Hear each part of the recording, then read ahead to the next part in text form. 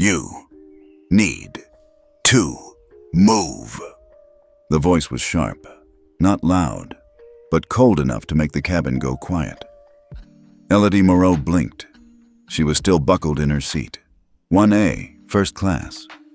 The air smelled of citrus wipes and designer perfume. She was wearing noise-canceling earbuds. But the words pierced through anyway. "I have a ticket," she said softly. The flight attendant, a tall woman with lacquered hair and a badge that read Margot, gave her a slow, flat look. "You're 14, alone. You don't belong in this cabin." People turned.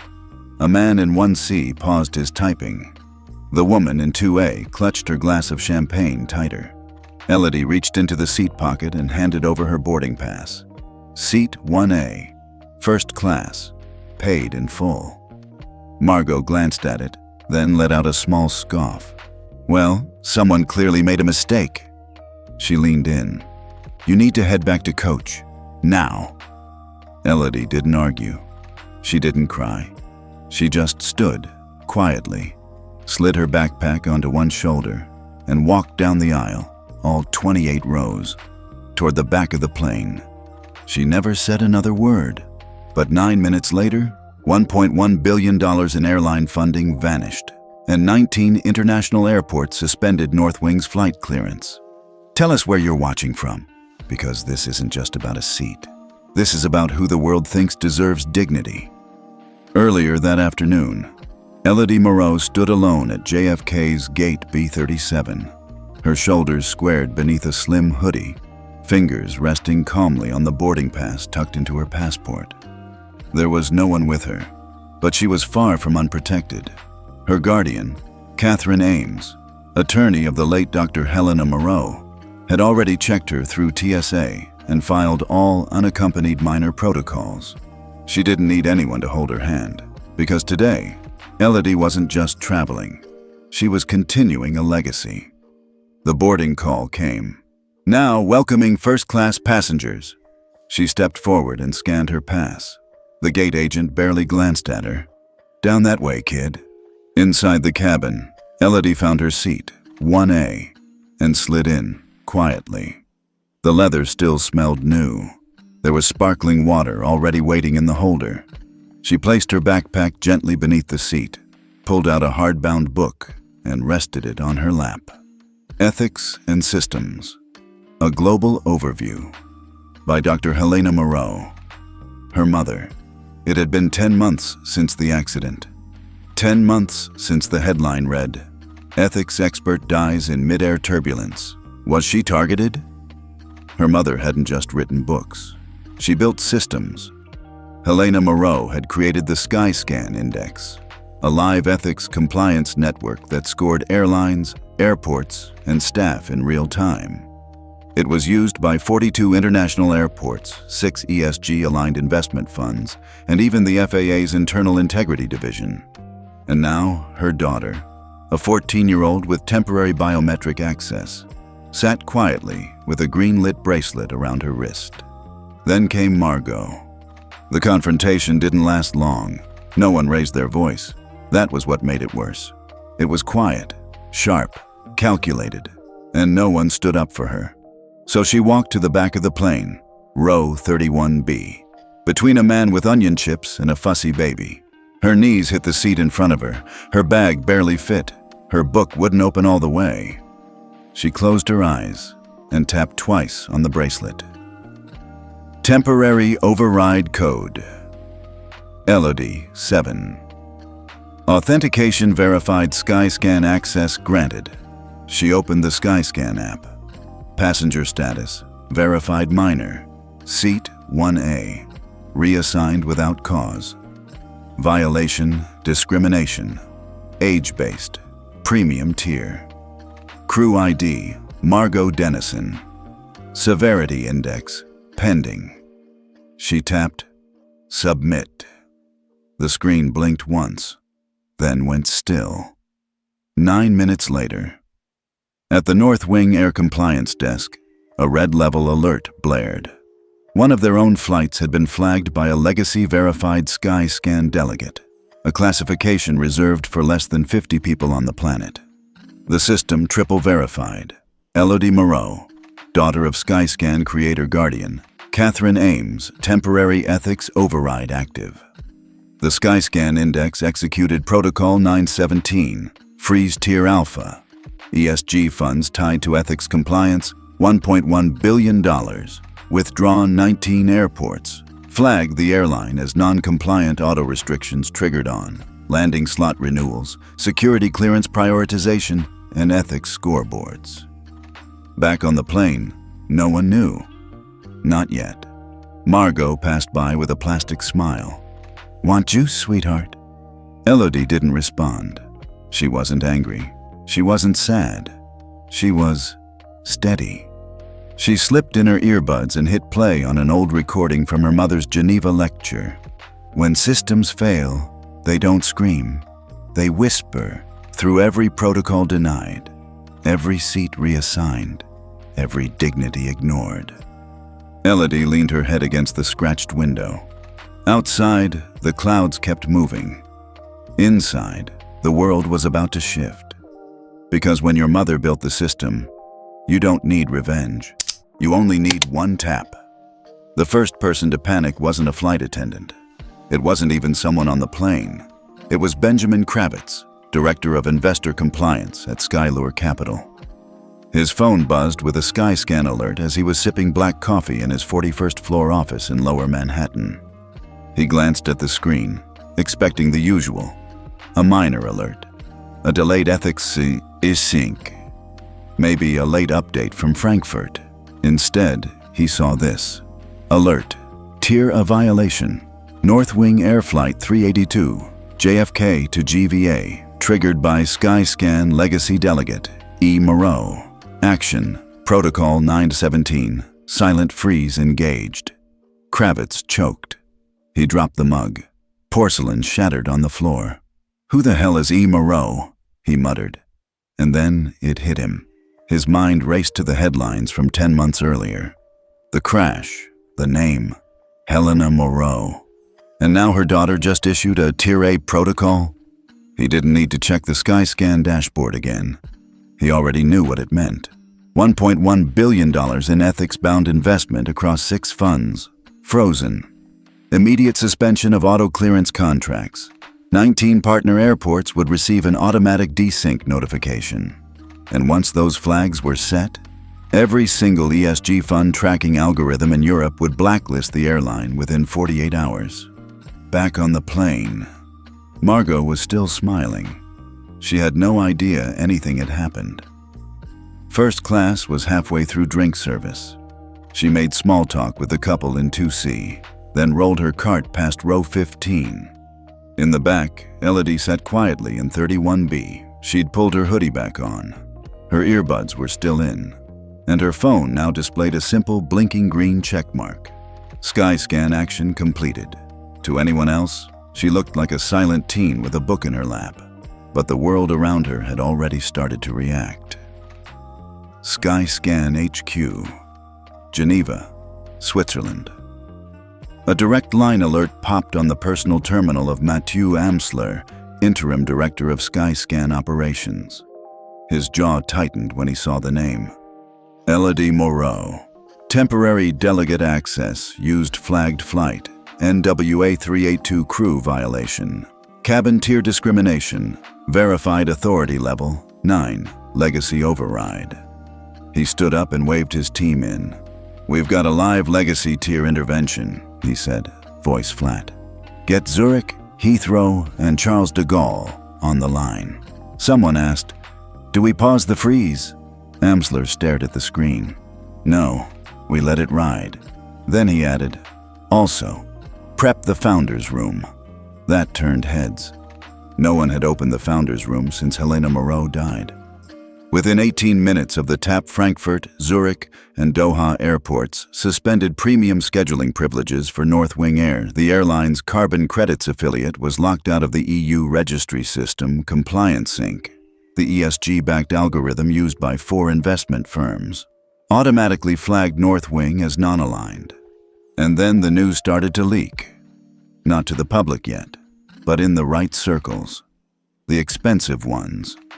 New York. Skylure Capital. 22nd floor, war room. "Who is this girl?" one analyst barked. 14, another replied. French-American, lives with Guardian, but more importantly, she's Elodie Moreau's heir, and her access key just validated. A stunned silence. Then someone whispered, "She just pulled 1.1B with a single tap." The room went still. It wasn't just about the money. It was about the signal. A teenager had just used the world's most sophisticated ethics monitoring platform, not to break something, but to prove something, that the system worked, and that she knew how to use it. Back in row 31B. The baby next to her was asleep now. The man had finished his jerky. Elodie stared at the seatback screen in front of her. It blinked with a cheerful, "Flight time remaining, 6H42 men." She wasn't smiling. She wasn't even thinking about what had just happened. Instead, she was replaying a memory from 3 years ago, her mother's voice, echoing across the hallway of their old apartment in Lyon. "There will come a day, chérie, when someone tries to take something from you. Not because you did something wrong, but because they think you don't belong. When that day comes, don't scream, don't fight, just press the system." Elodie had asked then, "What system?" Her mother had smiled. "The one that listens when the world won't. The first call to the plane." At 42 minutes into the flight, the cockpit received an encrypted message. "Captain only. SkyScan alert. Flight under protocol review. Do not alter seating without documented justification. Cabin crew behavior under live ethics audit." Captain Ruiz blinked. He had never seen anything like it. He picked up the phone and called the lead flight attendant. "Margot," he said quietly, "did something happen in first class?" Margot scoffed. "What didn't happen? Some kid snuck in there claiming she had a seat. I moved her to economy." "You moved her?" Ruiz asked. "Did she resist?" "No, she was weirdly calm. Why?" Ruiz took a long breath. "Because that weird kid just triggered a SkyScan Tier A audit. And now we're under federal review. Mid-air." Margot's face went pale.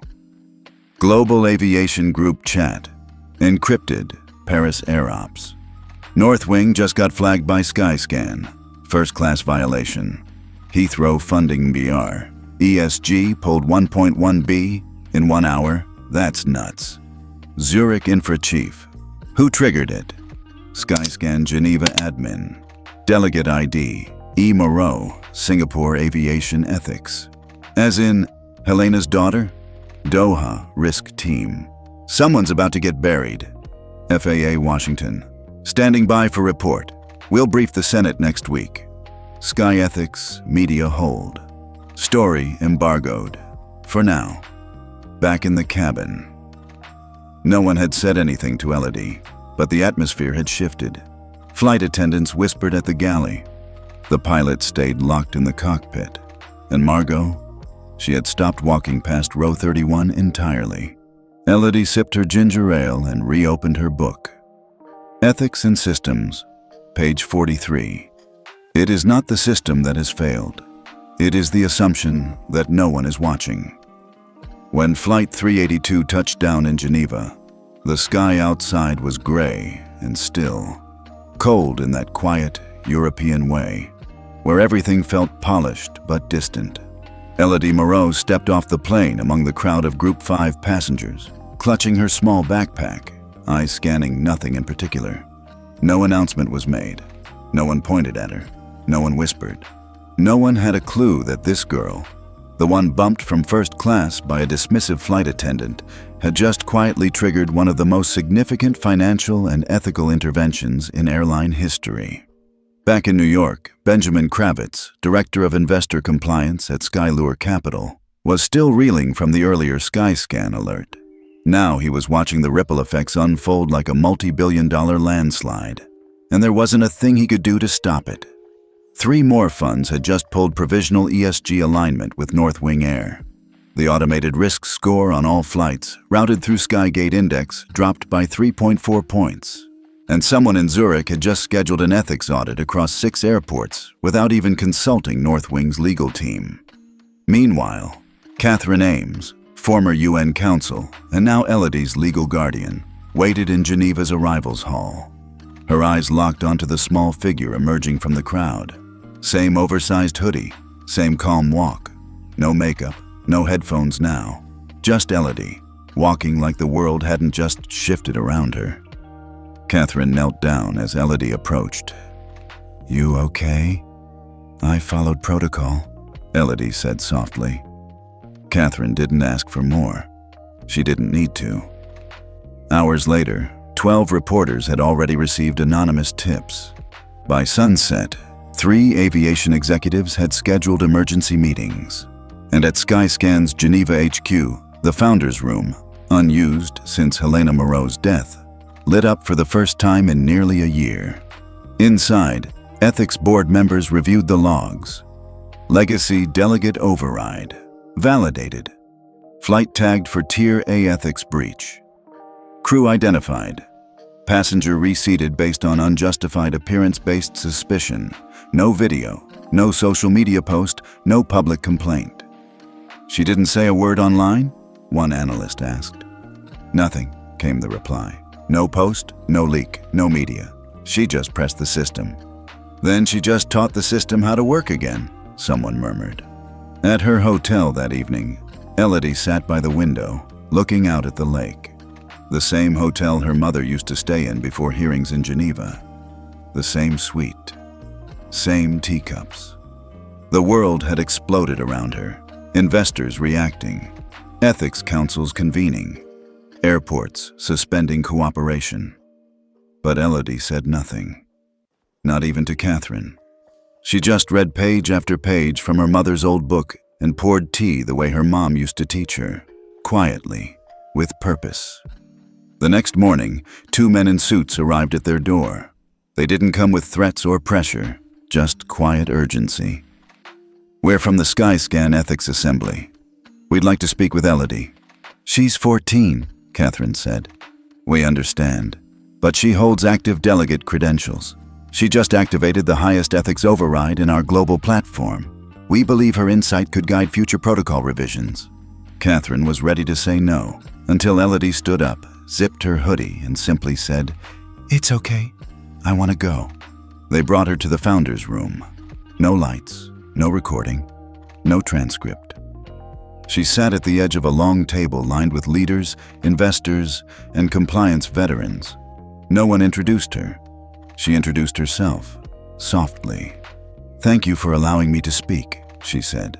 "Thank you for using the system responsibly," replied Mathieu Amsler, the interim director. "Your mother would have been proud." "You don't owe me anything," Elodie replied. "You built a system for people who can't shout. I just followed instructions." One of the ethics board members asked, "Why didn't you report it to the airline or post about it? Most kids your age would have..." Elodie interrupted gently. "If I had yelled, they'd say I was disruptive. If I had filmed, they'd say I was attention-seeking. But if I had stayed silent, fully silent, no one would know. I used the tool my mother built, that's all." The room fell into a long silence. Then, without any vote, without any motion, the board agreed. The system had worked, not because of noise, but because of design. Outside the building, word had already gotten out. The press didn't know what she said, but they knew she had been there. Cameras clicked. One reporter shouted, "Are you the girl kicked out of first class?"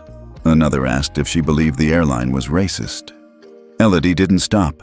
She didn't smile or run. She looked forward, climbed into the waiting car, and whispered, "I didn't want anything except the truth to be noticed." That line became the headline within hours. She didn't give interviews, didn't open TikTok, didn't live stream. She went back to the hotel and scribbled 2 sentences in her journal. "If silence is power, I used it, but only because someone once built me a switch." She closed the journal, set it on the nightstand, and went to sleep. That night, social media exploded with hashtags. She belongs. SkyScan girl. Seat 1A. Elodie protocol. But Elodie never posted a single word. She didn't need to, because the system had already spoken. Later that evening, as the world debated, speculated, and scrambled to protect its interests, Elodie sat on a leather armchair in the hotel's library lounge. She had found a quiet corner tucked behind a faded globe and a shelf full of international ethics journals, some authored by her mother. A waitress came by silently and left a cup of peppermint tea. Elodie didn't order it. Catherine must have. She stirred the tea slowly. Her thoughts weren't on the headlines or the corporate fallout. They were on a single moment when the flight attendant narrowed her eyes and said, "Honey, this seat isn't for you." She could still feel the weight of every stare, the judgment that wrapped around her not because of what she did, but who she looked like. She hadn't realized until then how easily people saw too young, too quiet, not enough, as if her skin and voice and age had silently filed her under, undeserving. She didn't cry, not when it happened, not when she was reseated in the back, not even when she flagged the incident. But now, alone in the warm quiet of the Geneva night, a tear slid down her cheek, not out of sadness, but out of clarity. Because deep down, she knew this wasn't just about her. It never had been.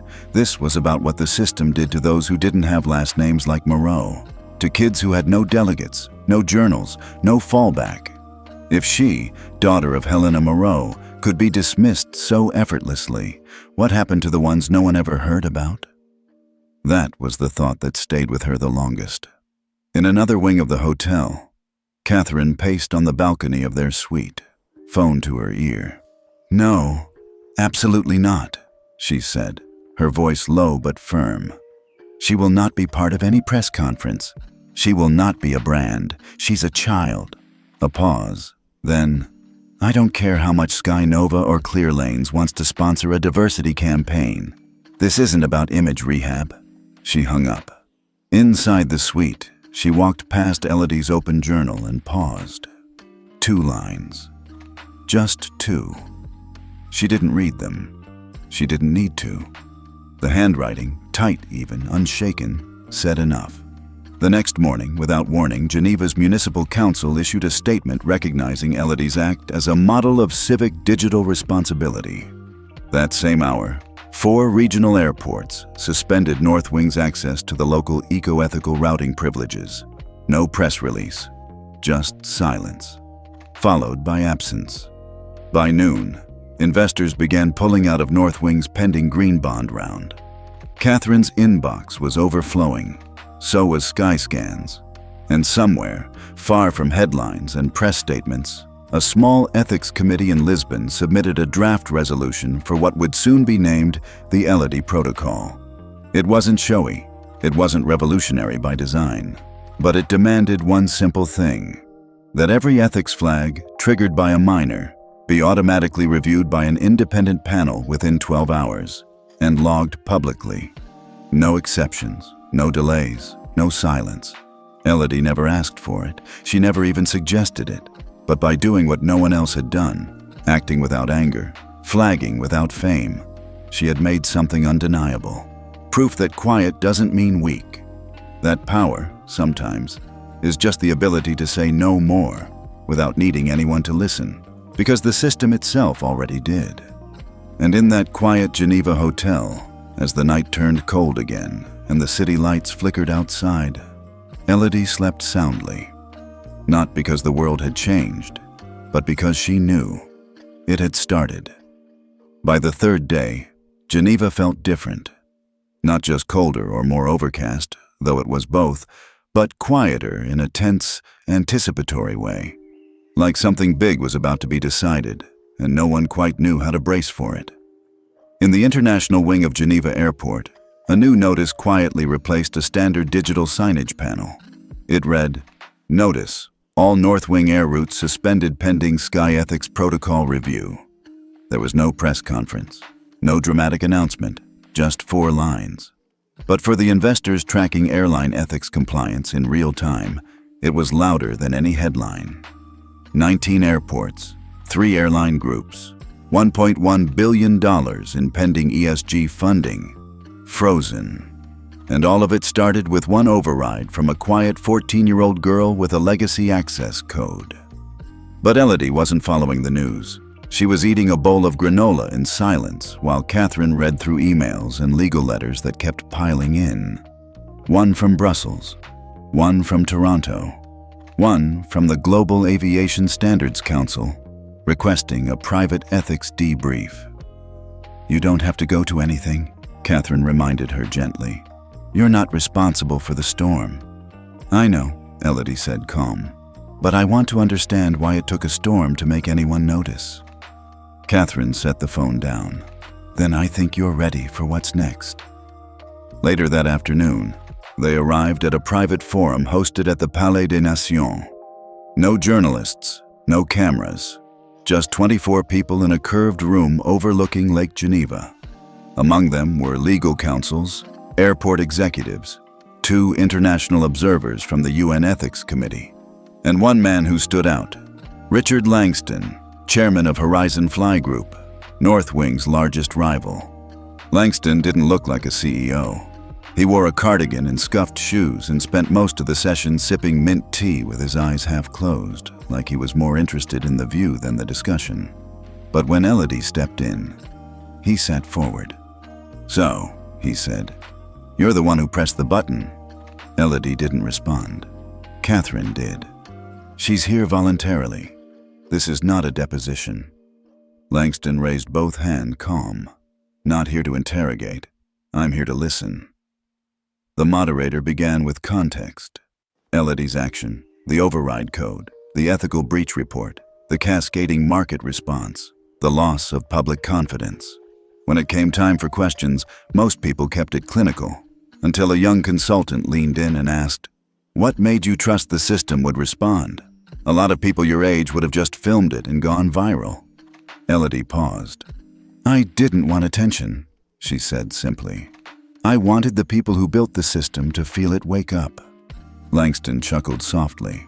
"Well, it woke us all up." Then he leaned in, more serious now. "And what do you want from us now, Elodie? What happens after the wake-up?" She didn't hesitate. "I want the next kid, who doesn't have a mother who built the system, to still be protected." That line changed the tone in the room. Within 72 hours, the Sky Ethics Council announced a vote to ratify a new standard. It would be called the Elodie Protocol, and it would require that every airline operating within EU-aligned jurisdictions adopt a verified ethics response window for all minor flagged overrides, mandatory training on unconscious bias for cabin crews, quarterly reporting of all ethics alerts triggered by passengers. Under 18 refusal to comply would result in automatic suspension from ESG-certified air corridors. Northwing's CEO, who had tried to stay silent through it all, resigned publicly the same evening. The airline's stock tumbled another 11% before stabilizing under the announcement that Langston's Horizon Fly Group would take over 2 of its international routes once deemed untouchable. But in all this chaos, Elodie never gave a single interview. She didn't care for headlines, didn't care who got the routes, didn't even care about the protocol bearing her name. What mattered to her came a few days later, in the form of a letter. It was handwritten, sent from a small town in Morocco. "Hi, I'm not sure if you'll ever see this. My name is Nadia, I'm 12. I saw the story.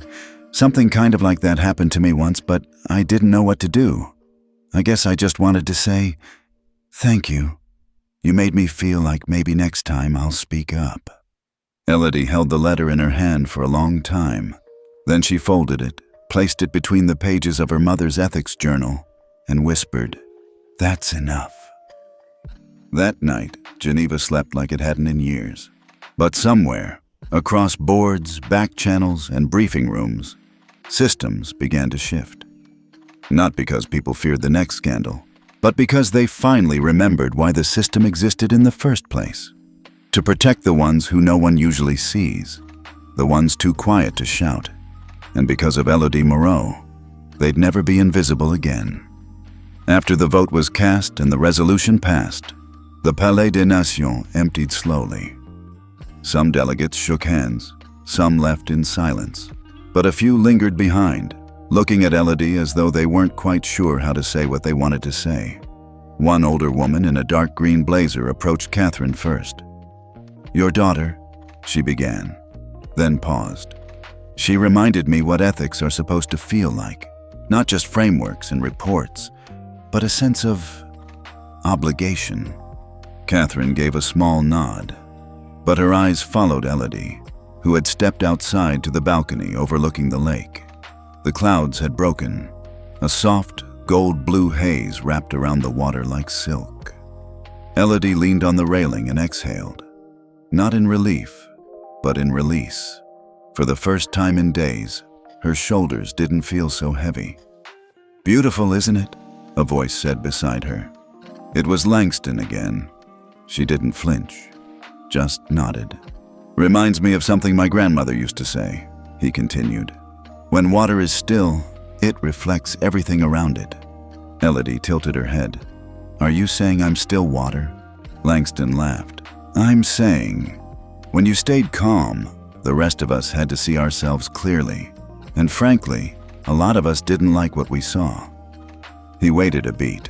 "Look, I've been in aviation longer than you've been alive. I've seen all the trends. Token hires, PR-driven pledges, flashy campaigns. But what you did," he shook his head, "you didn't make noise. You made consequence. That's rarer than you think." Elodie looked down at her hands. "I didn't want to punish anyone," she said softly. "I know. That's what makes it powerful." They stood there a while. No more words, just shared quiet and wind. Inside, Catherine was finishing one last conversation when a young ethics coordinator approached her. "Ma'am," he said hesitantly, "we're compiling an internal report for the UN's Aviation Working Group. Would it be possible to speak with Elodie again before you leave?" "She said what she needed to," Catherine replied calmly. "She didn't come here to be a symbol." "I understand," the man said, lowering his voice. "But the way she triggered the override, the system recorded not just compliance, but intentional calibration." Catherine raised an eyebrow. "She didn't just report a violation. She chose a severity level tailored to freeze, but not collapse, the investment ecosystem. That takes more than instinct." Catherine gave a thin smile. "She was watching me work when she was 5. Learned how to hold a room before she could spell jurisdiction. Then she may be the only one who can explain what's next." Catherine didn't reply, but something in her expression softened. That night, back at the hotel, Elodie curled up with a book. Not about politics or ethics or aviation. Just a fantasy novel about a girl who trained birds to carry messages across mountains. And when Catherine walked by her room to check on her, she didn't say anything. Just watched from the doorway for a moment, grateful. Not just because her daughter was safe, not just because justice had moved forward, but because, for the first time, Elodie had stepped into something entirely her own. Not her mother's shadow, not her family's legacy, just herself. Elodie had barely finished her breakfast when the first knock came at the door. Catherine answered. A young hotel staff member stood in the hallway, clutching a small stack of envelopes and a digital tablet. "These just arrived," he said. "And, well, there are reporters downstairs." "How many?" Catherine asked flatly. "More than we've seen since the climate accords in 2022. Catherine sighed, thanked him, and shut the door. Elodie was still in her oversized sweater, hair in a loose braid, spoon halfway to her mouth. "Reporters? You're trending in 17 countries." She blinked. "Why?" "Because a 14-year-old just rewrote aviation ethics without saying a single word to the media. That kind of mystery makes headlines." Elodie lowered her spoon. "What's the headline?" Catherine scanned the tablet. "The Silent Storm. How Elodie Moreau quietly grounded $1 billion." She rolled her eyes. Of course they made it poetic, and that was just the beginning. By noon, their inboxes were flooded. Requests for interviews from The Guardian, New York Times, Le Monde, Al Jazeera, Time, a documentary pitch from Netflix, a film option offer from a US studio. Think The Social Network meets Hidden Figures, but with ethics and a plane. There were also stranger things. A brand wanting Elodie to model noise-canceling headphones. An airline offering a lifetime elite pass in exchange for an exclusive ethics campaign. Catherine barely managed to stop that one before Elodie even saw it. And through it all, Elodie said nothing. Not out of shyness, not out of fear, but because none of it felt real. None of it felt hers. "I didn't do it to be seen," she said quietly that night. "And now that everyone's looking, I feel like I can't move without them turning it into something." Catherine understood. She'd been there. Years ago, when Helena had first built the SkyScan index, and regulators had tried to spin it as a threat instead of a tool. "The press loves heroes," she said, "but they don't always love the truth behind them." Elodie nodded. "Then I won't give them the soundbite." But silence, as it turns out, can be even more powerful than speech. On day 3, headlines shifted. Why won't Elodie speak? The girl behind the billion-dollar override breaks silence. Except she doesn't. Elodie Moreau and the ethics of not playing along. Social media divided. Some praised her poise. Others accused her of being a plant, a PR stunt, a carefully managed face for global tech regulation. And then came the viral videos. Clips from Geneva, old footage of Helena Moreau, speculative pieces about the override code, even deepfakes of Elodie giving fake speeches. That was the final straw. The next morning, Catherine woke up to find Elodie on the balcony with a mug of tea and her laptop. She was writing something. Not a press release, not a social post. A letter. To everyone watching. I know there are questions. I know there's noise. I'm not here to be a symbol, a brand, or a cautionary tale. I'm just a girl who saw something wrong and had the means, thanks to the work of others before me, to do something about it. That's all. Not everything needs a camera to count. Not every voice needs a microphone to be real. If you're looking for something louder, you won't find it here. But if you're looking for proof that quiet things can matter, then maybe this is it. Elodie. She posted it without comment. No hashtags, no tags, just words. Within 2 hours, the post hit 1.4 million shares. Within a day, world leaders were quoting it. Within a week, the International Ethics Alliance announced a new education initiative called Quiet Power, aimed at training youth in ethics, rights, and silent systems-based intervention. And Elodie? She shut her laptop and went back to her book. But even books couldn't shield her forever. One night, a quiet knock came at their suite. This time, it wasn't hotel staff. It was Richard Langston. He held 2 small boxes and an envelope. "No press," he said. "No PR." Catherine let him in. He handed Elodie the first box. Inside was a smooth black pin shaped like a feather. "This was awarded only twice in our company's history," he said. "Once to an engineer who saved an entire transatlantic fleet from grounding. The other to a whistleblower who stopped a toxic labor practice in 2009. Elodie stared. "I didn't work for your company." "No," he said. "But the system you protected protects all of us." She nodded slowly. The second box was smaller. Inside, a lapel tag with the initials EMP. Elodie looked confused. Langston smiled. "It stands for Ethics Monitoring Partner. Not public-facing, not ceremonial, but real. Every month, a rotating panel of 5 advisors reviews flagged incidents across the sector. The 5th seat going forward is yours." Elodie blinked. "I'm 14. "Yes," Langston said. "And some of us needed 14 years to remember what real clarity looks like." He placed the envelope on the table. "When you're ready, no deadline, no obligation." Then he left. Catherine stared after him for a long time, And for the first time in days, Elodie looked up with a spark in her eyes. "Maybe I can help fix it," she said quietly. "Not all of it, but some of it." Catherine smiled. "Start wherever you want. Just don't lose the silence that gave you this voice." A month later, Elodie returned to school. No press followed her through the gates. The attention had cooled. The next global event had come along, but on her desk, folded carefully beneath her books, was a note from her ethics teacher. "This year's ethics curriculum will include a case study on a student who changed an industry without ever raising her voice. I hope you'll help us write it." Elodie smiled and picked up her pen. The letter Elodie posted had ripples far beyond what she could have imagined. In a classroom in Nairobi, a teacher printed it out and taped it beside the school's code of honor. In Seoul, a group of university students used it to open their ethics symposium.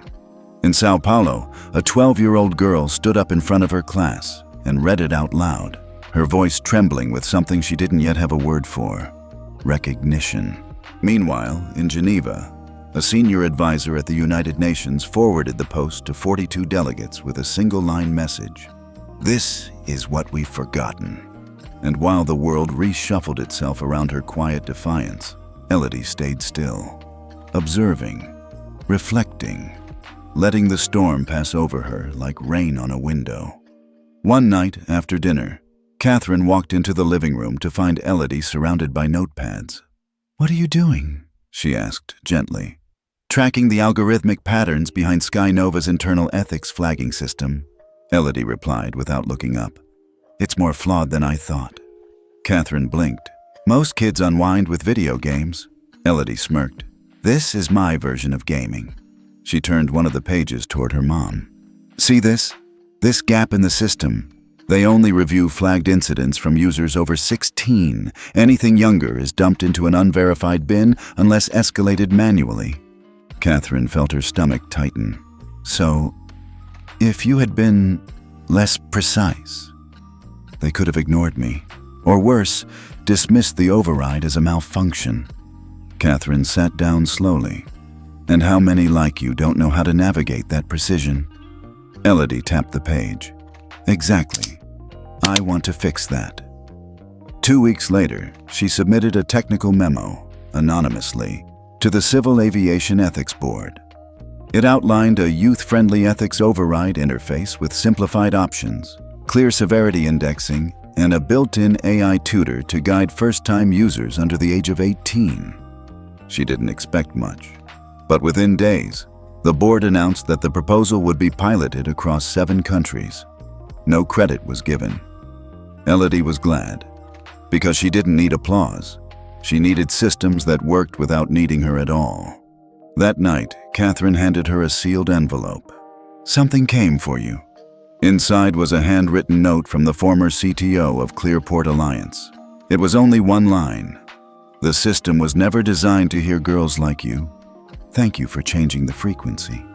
Elodie sat with that line for a long time.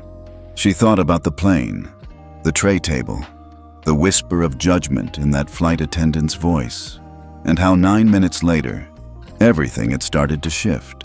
Not because she yelled, not because she fought, but because she believed the system should listen and made sure it did. She folded the note carefully, placed it in the back of her journal, and wrote a single sentence underneath. "If a system can be taught to hear us, it can also be taught to protect us." Then she closed the journal and went to sleep knowing the world was quietly listening. 3 months later, Elodie sat alone in a soundproof conference room, a badge clipped to her collar: Ethics Monitoring Partner, Temporary Advisor. This wasn't a title she asked for. She hadn't even responded to the original invitation until Langston followed up with a handwritten note. "Your silence moved the world. But in this room, we need your voice." So here she was, 14 years old, hair in a neat ponytail, blazer 2 sizes too big, hands folded neatly in her lap. Surrounding her were 4 adults, each decades older, with resumes longer than novels. One of them, A stern woman from the Canadian Aviation Council leaned forward. "Elodie, given your familiarity with override protocols, what's your view on the ethics feedback loop in regional hubs?" Elodie didn't blink. "You're asking the wrong question," she replied. "It's not about feedback loops. It's about delay thresholds. By the time most regional hubs receive verified input, the ethics score has already tanked. It's reactive, not preventative." A pause. Then one of the men scribbled a note. Another cleared his throat. "And what would you recommend?" She reached into her backpack and pulled out a printout. "A two-path escalation system," she said. "One calibrated for airport-level alerts, one routed directly through the Flight Passenger Treatment Index. That way, small violations stop becoming big scandals." Langston, seated quietly in the back, smiled. She was ready. Outside the meeting, things were changing fast. The story of Elodie had faded from headlines, but lingered in policies. Her name didn't appear in memos, but the structures she influenced were being adopted across Europe and parts of Asia. In Dubai, a new airline safety training module was based on her override logic. In Chicago, an aviation ethics charter had just passed, citing anonymous youth-authored protocol contributions. And in Geneva, her school had built an optional ethics and systems course, with an entire semester titled The Power of Invisible Reform. Elodie didn't take the class. She already lived it. But she wasn't immune to the cost. Some students still whispered when she walked by. Some teachers, well-meaning, mostly, called her our quiet hero, or the override girl, as if her life could be compressed into a single switch.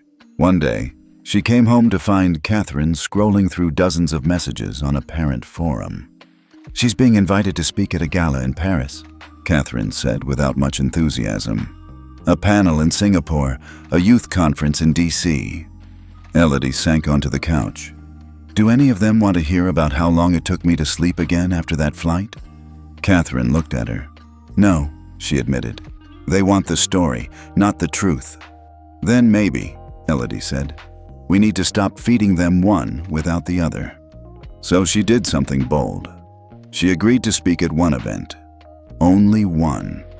A closed-session roundtable hosted by the UN's Ethics and Transport Committee. No cameras, no journalists, just 20 people in a circle, invited for their impact on aviation justice. Catherine flew with her. As they walked toward the security checkpoint, Elodie noticed something. One of the attendants checking bags flinched when she saw her name on the boarding pass. "You're the override girl," the woman said. Her tone wasn't mocking, more like haunted. Elodie hesitated. "Yes, my nephew was on one of the grounded flights," the woman whispered. "He's autistic. The crew on his plane was told to contain him when he got upset. But because of the freeze, that crew was off duty. He got a team that treated him like a person." Elodie didn't know what to say, so she just nodded. And the woman pressed her boarding pass into her hand like she was passing on something sacred. The round table took place in a small, high-ceilinged room at the Palais Wilson in Geneva. No banners, no flags, just people. Langston was there, of course.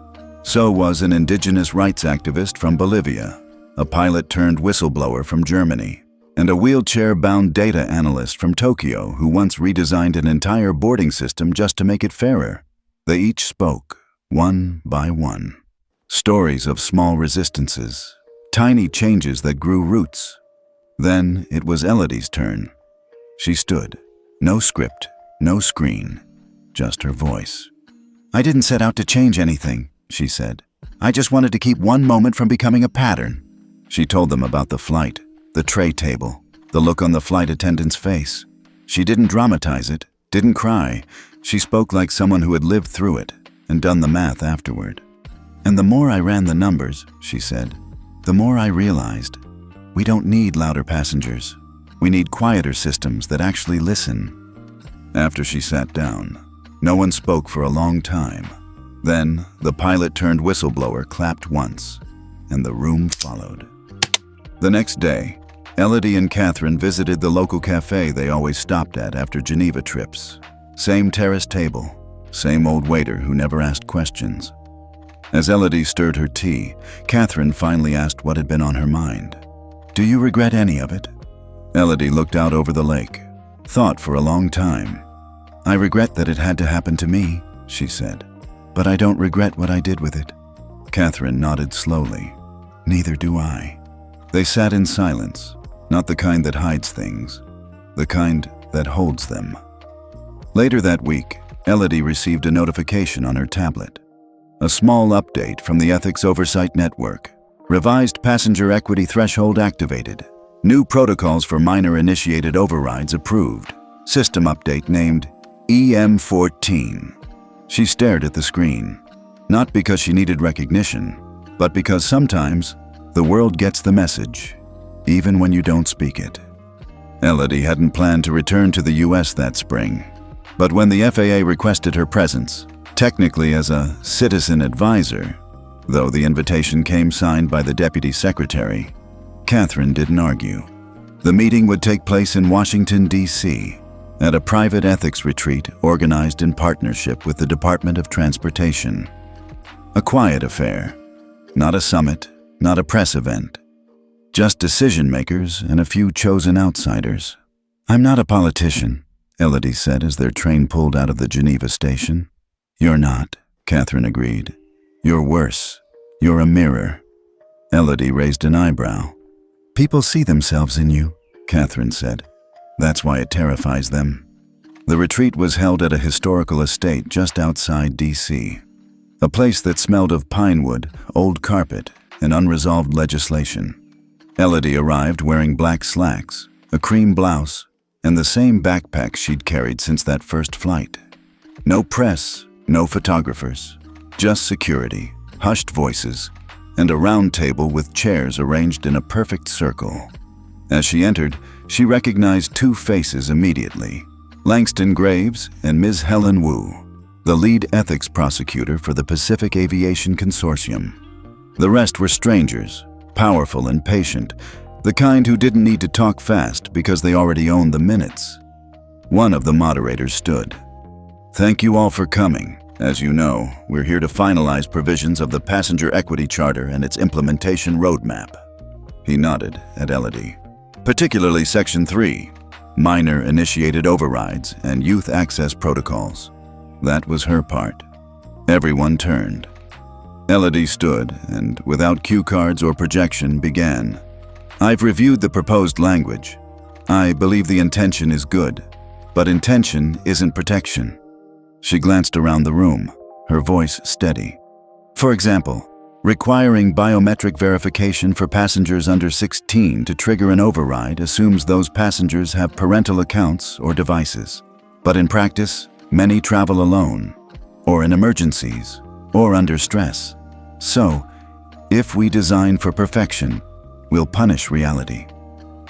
Someone scribbled a note. Another shifted in their chair.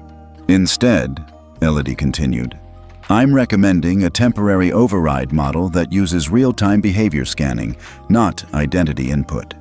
The system already has that capability. It just isn't prioritized. If a child is in visible distress or forcibly relocated, the system should flag that, even if no override is manually activated." A woman at the end of the table spoke up. "That opens the door for false positives." Elodie didn't flinch. "Yes, but false positives are reversible. Trauma isn't." After the meeting, Langston caught up to her in the hallway. "Where did you learn to argue like that?" "I didn't," she said. "I just remember what it felt like not to be believed." They walked together to the lounge. Langston lowered his voice. "Tomorrow they'll vote on your clause. And I'll be honest, some are hesitant.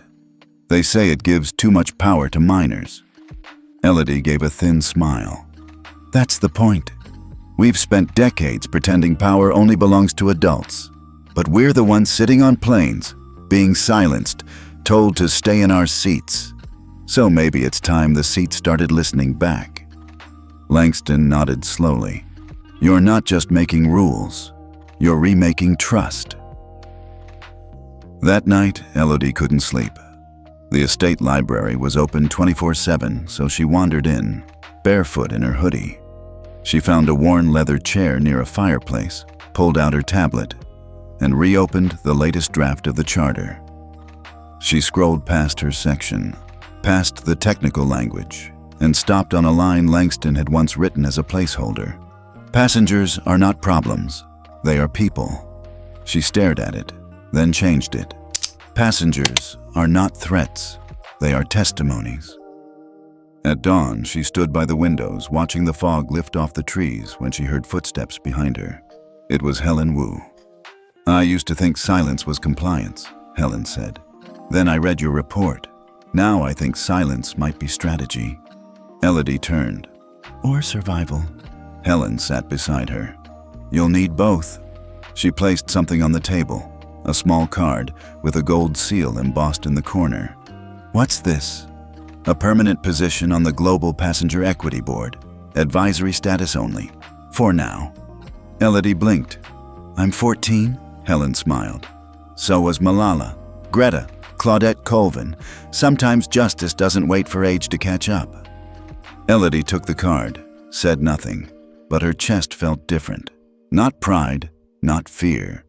Readiness. The vote passed unanimously. Section 3, Elodie's clause, would be implemented globally, binding across 42 countries, with FAA and ICAO enforcement backing. No speeches, no media storm, just policy, the kind that sticks. 2 weeks later, Elodie was back in Geneva. Her school didn't hold an assembly or parade. Her classmates still whispered sometimes, but now they whispered differently, with curiosity, with respect, with questions. "How do you know where to push?" one girl asked her after class. Elodie shrugged. "I don't. I just know where it hurts." That Friday, as Catherine made dinner, Elodie sat in her room, drafting something on her laptop. Not an essay, not a policy, a letter. She titled it, "For the Girls Still Sitting on the Plane." Then she wrote, "I know how it feels, when they look at you like you don't belong in the seat you earned, when they speak over you, move you, reduce you. But I also know what happens when you don't move quietly. When you trust your instincts, you don't need power. You are the power." She closed the laptop, exhaled, then opened a new tab, a website. It had one sentence at the top: "Redesign the system that failed you." She clicked Start. 3 days after the vote, Elodie received an unmarked envelope in the mailbox outside their apartment in Geneva. Inside was a folded letter, typed on plain white paper. "Miss Elodie Marin, I was on flight 142 from Milan to Montreal last spring. My son Matteo is nonverbal and travels with a sensory processing device. On that flight, he was nearly restrained because he screamed when the window shade was shut by another passenger. The crew assumed aggression. But because of your temporary override freeze last year, that crew had been grounded and replaced by one recently briefed on your case." They paused. They asked questions. They listened.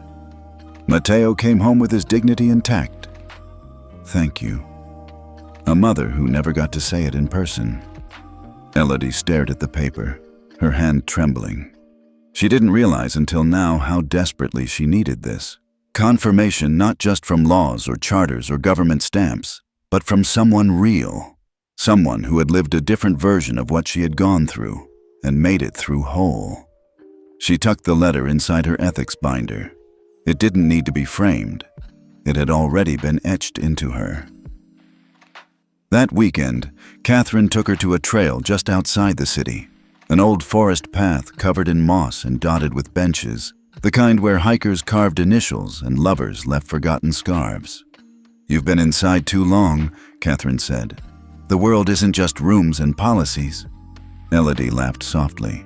"Feels like I've been living inside a PowerPoint slide." They walked for hours, silent at times.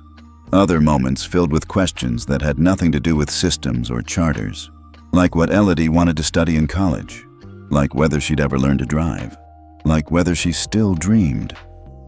"I think I do," Elodie said as they paused near a small stream. "But they're different now, smaller, more precise." "How so?"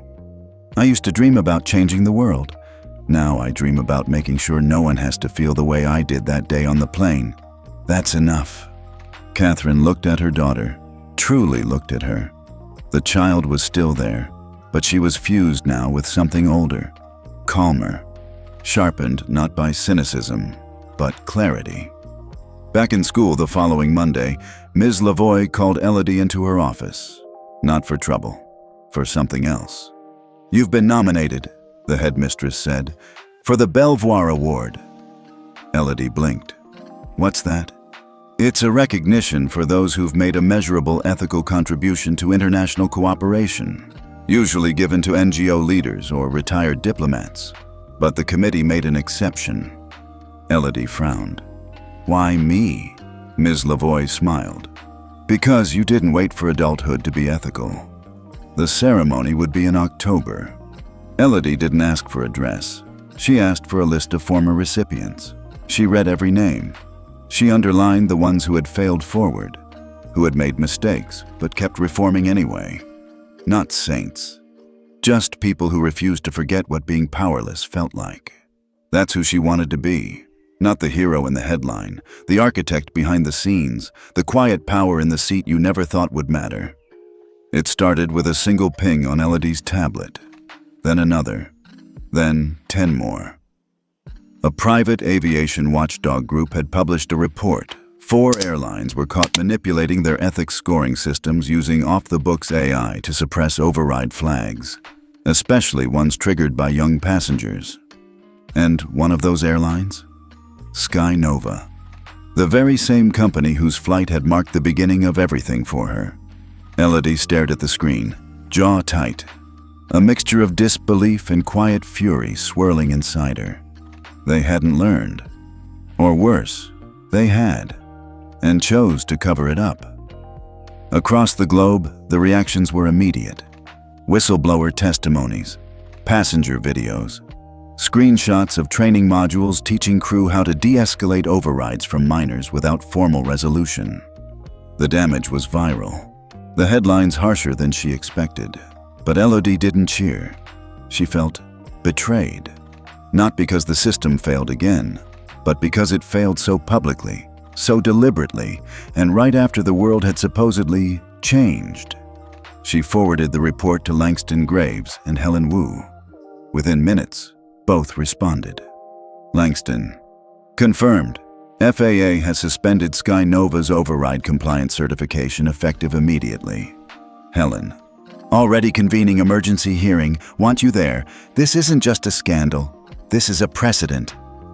Catherine watched her daughter pace across the living room. "You okay?" "No," Elodie replied flatly.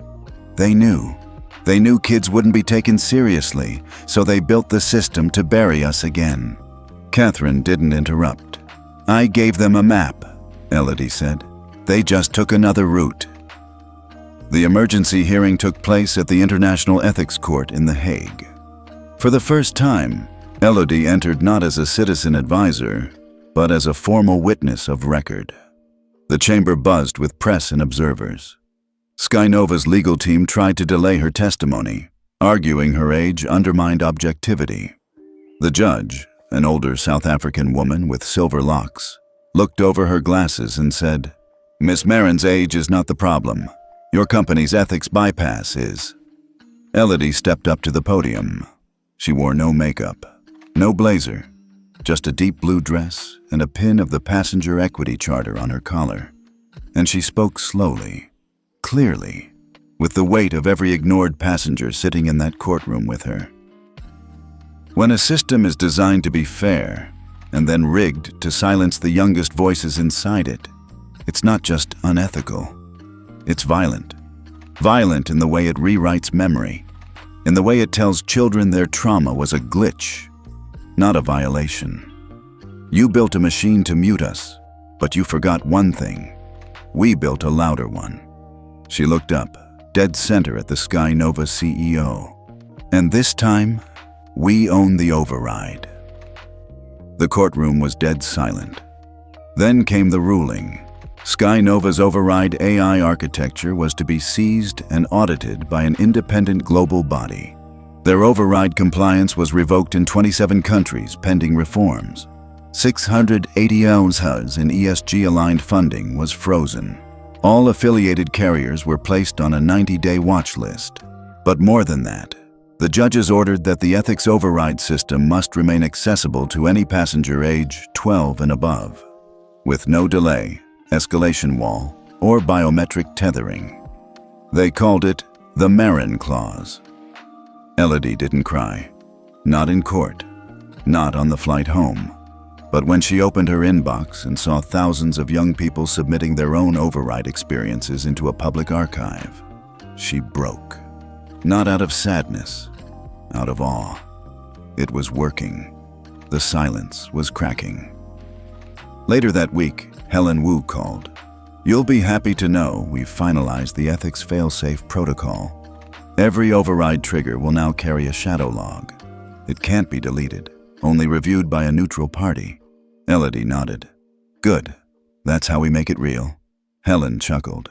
"You know, the press keeps calling you the override girl."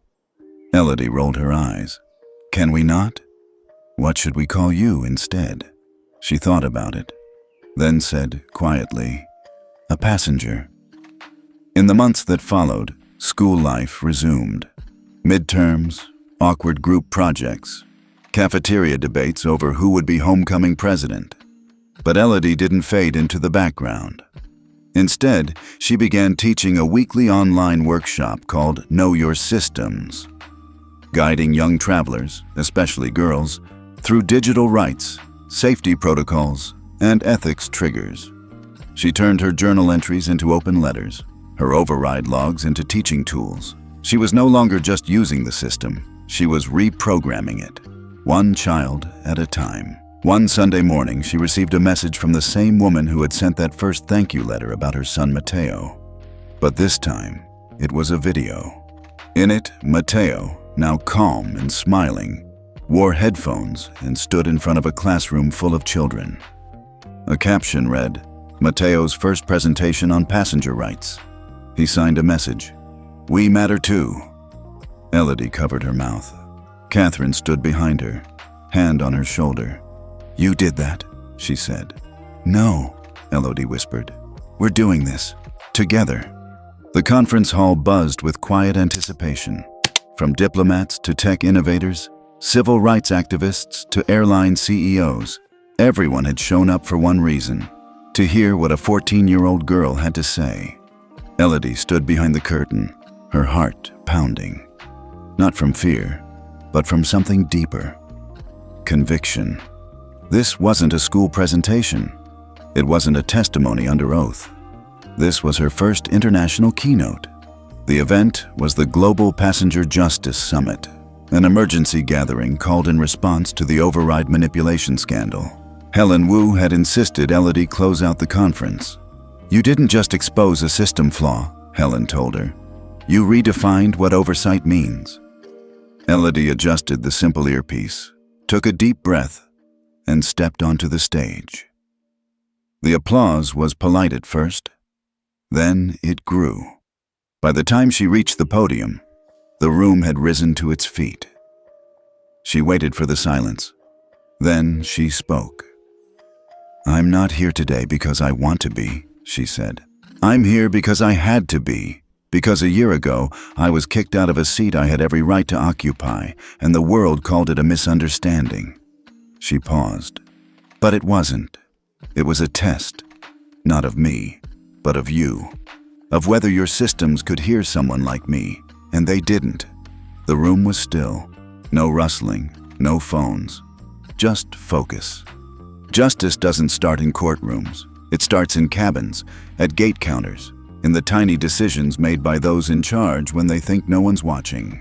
She tapped her journal, laid flat on the podium. "This is what I used to write in when no one was listening. But now, I want it to become something more." She turned to the screen behind her. A single phrase appeared. "The Passenger Equity Index." The room leaned in. Elodie laid out the concept clearly. A global, youth-inclusive ethics dashboard. Real-time feedback, verified reporting tools, shadow logs immune to deletion, quarterly transparency audits. But the most revolutionary idea? Every traveler, age 12 and up, would receive a passenger equity scorecard, a simple visual tool showing whether their rights had been honored, dismissed, or flagged during air travel. The system wouldn't judge passengers. It would measure airlines, a form of inverse accountability. For once, it wouldn't be about proving you were harmed. It would be about airlines proving they weren't the ones doing it. The first to speak after her presentation wasn't a diplomat or lawyer. It was a young black girl, maybe 11, seated in the youth delegation. She stood up, voice clear. "If we had this 2 years ago, my little brother wouldn't have been called dangerous because he flapped his hands. He's autistic." The room murmured. A man in a gray suit raised his hand. "Isn't this too complex for kids to manage?" Elodie looked directly at him. "You're not asking if we can manage it. You're asking if you are ready to be held accountable by us." Silence. Then Helen Wu clapped. Then everyone else did. That night, Elodie couldn't sleep. Her speech had gone viral. Again. But this time, something felt different. Bigger. This wasn't just about one flight anymore. It was about re-architecting how power worked in everyday travel. She turned to her notebook and started drawing. Feedback loops, rating layers, decision nodes. She wasn't a coder, but she was a builder, a translator between pain and policy. The phone buzzed. It was Langston Graves. "Did you mean for this to trigger a UN emergency vote?" Elodie blinked. "No, but I'm not surprised." Within 48 hours, the UN Civil Air Commission had moved to adopt the Passenger Equity Index for pilot testing in 6 nations. 3 more pledged support by the end of the week. But the real shift came when Air Union, a massive airline alliance across 12 countries, preemptively signed on, stating, "We don't want to wait until we're shamed. We want to earn trust." It sent shockwaves across the industry. The CEO of Sky Nova, publicly humiliated just 2 months earlier, offered a rare interview and said only this: "We're watching a new generation reprogram aviation in real time, and they're not asking for permission." But even as the world embraced the movement, Elodie remained grounded, focused. She insisted her workshops stay free. She declined brand deals. When a major tech company offered to sponsor her index in exchange for naming rights, she replied, "It's not for sale, because the second a child's dignity becomes a marketing tool, we've already lost." Then, one morning, a simple notification appeared in her inbox. "Passenger Equity Index. System now live in 3 regions: Geneva, Toronto, and Tokyo." Elodie clicked the demo. The interface was clean. Simple. A small icon next to your boarding pass. Tap it, and it lit up green, yellow, or red. Below, a note appeared. "If you feel your experience does not match the airline's ethics rating, you may file a micro-report. No legal knowledge required, no adult cosign needed." And at the very bottom, "Powered by the Marin Protocol." Elodie stared, not because her name was there, but because for once, justice wasn't theoretical. It was operational. At school, no one treated her differently, except maybe Liam, the kid who used to tease her about her techie obsession, now asking for help understanding his cousin's override case. "Elodie," he said sheepishly, "can you show me how to log it right?" She grinned. "Sure." And as she walked him through the steps, something clicked. Not just for him, for her. Because maybe this was the point all along, not to be the center of the system, but to make sure no one else ever had to be. 2 weeks after the index launch, Elodie received a package. Inside was a printed boarding pass from a girl in Johannesburg. On the back was a handwritten note. "Green light. First time ever. No stares, no comments. Just peace. Thank you." Beneath that was a drawing, a plane with wings shaped like open hands. Elodie placed the card next to the others. She had a shoebox full of them now, filled with thank you notes from strangers. She didn't collect them for pride. She collected them for proof. Proof that invisible things, like dignity, fairness, and feeling safe, could actually leave a mark. One evening, Catherine found her daughter fast asleep at her desk, laptop still open. On screen was a policy memo she was editing for the Pacific Ethics Consortium. Catherine smiled, brushed a strand of hair away from Elodie's face, and whispered, "You did it, baby." But as she turned off the light, she saw the last line Elodie had typed. "The system is working, but we are not done." Across the ocean, ripple effects continued. In South Korea, a group of teens launched a regional override tracker using Elodie's open-source framework. In Brazil, disability rights advocates embedded the index into their existing passenger support hotline. And in Germany, a retired flight attendant publicly apologized in a video for all the time she laughed off young passengers' complaints. "I didn't think it was my job to believe them. Now I know better." Elodie's schedule filled fast. She balanced school, interviews, and weekly digital roundtables with young ethics ambassadors around the world. But she stayed careful. Every platform she built had one rule: no adult interference without consent from the youth delegates. And when a tech exec tried to sneak in back-end access to override reports, she shut it down and made the entire correspondence public. The post went viral. Caption: "We don't need saviors, we need firewalls." Meanwhile, behind closed doors, the aviation industry scrambled. Ethics councils were restructured, training manuals rewritten. Even the International Civil Aviation Organization issued a rare acknowledgement. Young passengers are not just travelers. They are compliance participants. The system must adapt. Then came the moment Elodie didn't see coming. She received an encrypted message from someone at the FAA. "We've reviewed your protocol. We'd like you to co-author the next ethics certification standard for North American Airlines."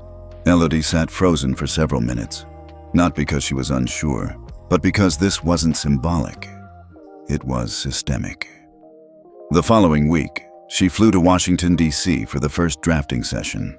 And as she walked into the glass-walled room, filled with aviation lawyers, engineers, and regulators, no one asked her age. No one asked if she was sure she belonged. They just pulled out her chair, passed her a folder, and said, "Let's get to work." That night, in her hotel room, she opened her journal and wrote, "This is what it means to fly, not just in the air, but through the silence, into the room they swore I'd never enter." Then she closed the journal, looked out over the city lights, and whispered, "Let's redesign everything." 3 months after the Passenger Equity Index went live, the first quarterly review arrived on Elodie's tablet with a gentle chime at 6:02 a.m., just as she was waking up to the soft glow of Geneva's dawn. She blinked at the screen. Global Passenger Equity Index, Q1 metrics. 32% reduction in first-class override flags globally. 28% drop in passenger complaints citing discrimination. 12 airlines on board, combined 78% market share. Employee satisfaction in trained routes up 19%. 4 new countries expressing interest in pilot programs. Elodie sat up. She'd seen draft numbers, but this was real. A report stamped with logos from the FAA, ICAO, and the European Aviation Ethics Council. It had her name in the footer. Lead advisor, E. Moreau. Catherine peeked in. "Already up?" Elodie nodded, bleary-eyed but smiling. They actually did it. They poured coffee at the tiny kitchenette. The steam curled in the cool morning air as they read through each figure. "Look at this," Catherine said, pointing at the drop in passenger complaints. More than a quarter fewer people felt sidelined. Elodie tapped the comments section. Passengers from Tokyo to Toronto had posted short notes. "Finally felt seen. They didn't ignore me when I needed special assistance. I clicked green, and someone actually called me afterward. Incredible." Elodie read them aloud, voice catching. They actually called. Her eyes drifted to the window, where the sun was just peeking above the Alps. "It's working," she whispered. People are using it. By mid-morning, Geneva Airport's manager called a brief meeting. He'd seen the index scorecards for flights into and out of Geneva, a steady green line. Geneva had one of the highest early compliance rates, thanks to proactive retraining and partnership with Elodie's workshop. Your protocol saved our reputation, he told her, shaking her hand firmly. Customers are noticing the difference. We owe you. Elodie shrugged. I just asked for respect. The manager laughed. That's enough to start a revolution. That afternoon, she joined a video conference with Horizon Fly Group's training division. Richard Langston greeted her with a warm smile. Good morning, lead advisor, he said with a wink.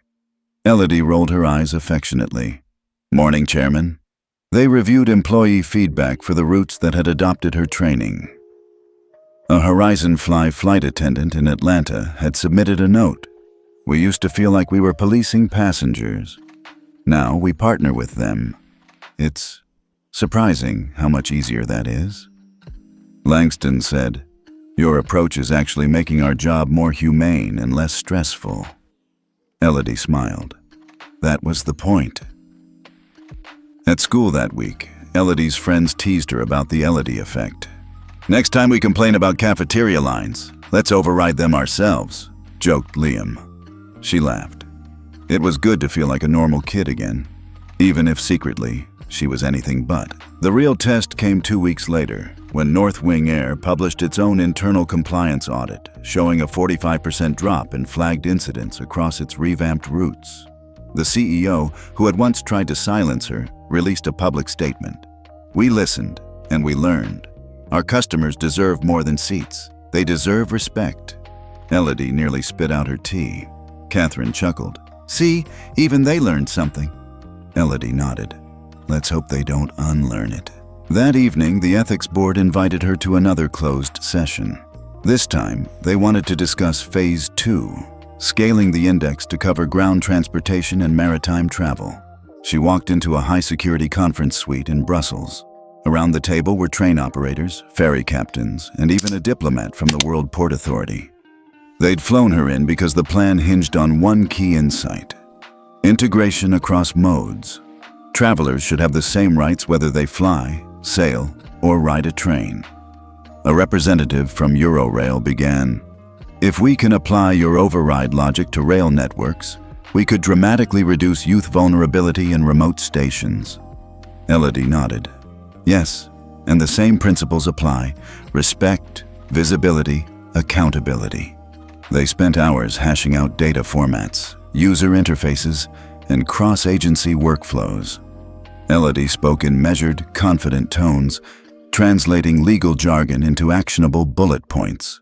By the end of the day, they had a memorandum of understanding ready for signature in 3 weeks. Back in Switzerland, late one night, Elodie and Catherine stood in the living room, drinking too strong hot chocolate. Do you ever worry we're moving too fast? Catherine asked, voice low and thoughtful. Elodie thought for a moment. I worry about systems outpacing human empathy, but we can't slow down if it means leaving people behind. Catherine nodded. True, just remember to take a break when you need it. Elodie smiled. I will. Next week I'm taking Sunday off. Sunday came, and Elodie spent it painting a miniature model of the Geneva airport she'd built years ago with her mom. She painted tiny override panels at each gate and scribbled her mother's motto along the runway. We build systems to hear the unheard. When Catherine peeked in, she found Elodie asleep, paintbrush in hand, the little model shining under the desk lamp. Catherine covered her with a soft blanket and whispered, You're the change we needed. Don't forget that.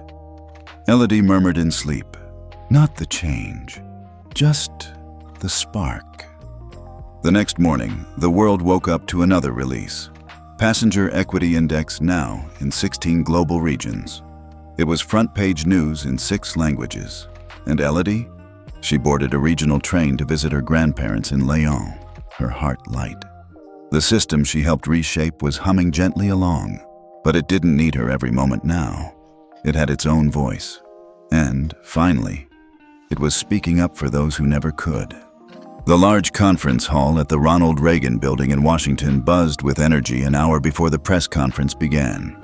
Rows of seats were already filling with journalists clutching notepads and smartphones. Television crews tested camera angles. The scent of fresh coffee and pastries drifted through the air.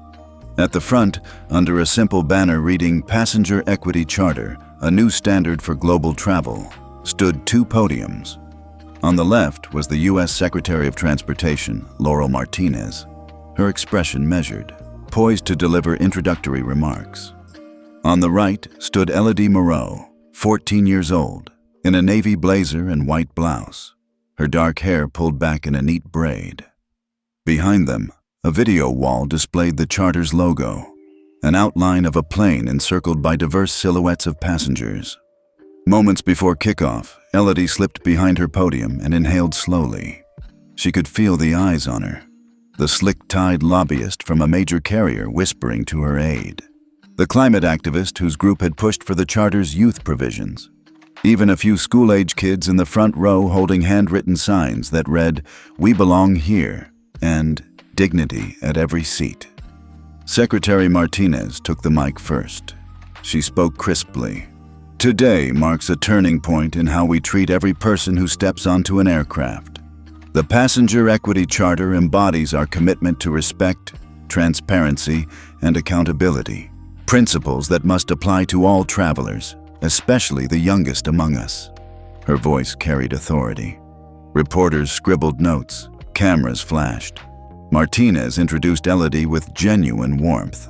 And it was conceived and championed by someone you all already know, Elodie Moreau, whose work has quietly reshaped ethics systems around the globe. Elodie stepped forward. The hall fell silent. "Thank you, Secretary Martinez," she began, her voice calm but clear. "When I first wrote in my journal about the injustice I experienced, I never imagined it would lead to this moment. I never set out to become a symbol. But I realized that symbols can't fix systems. Rules do." She paused to look around the room. "The charter you see behind me is the product of input from travelers, caregivers, engineers, regulators, and even my fellow students. It sets out 4 concrete obligations for every airline operating in participating countries. Immediate override response. Any passenger aged 12 and above who triggers a Flag Level A ethics alert must receive a documented response from a crew member or designated handler within 60 seconds of detection. Transparent reporting.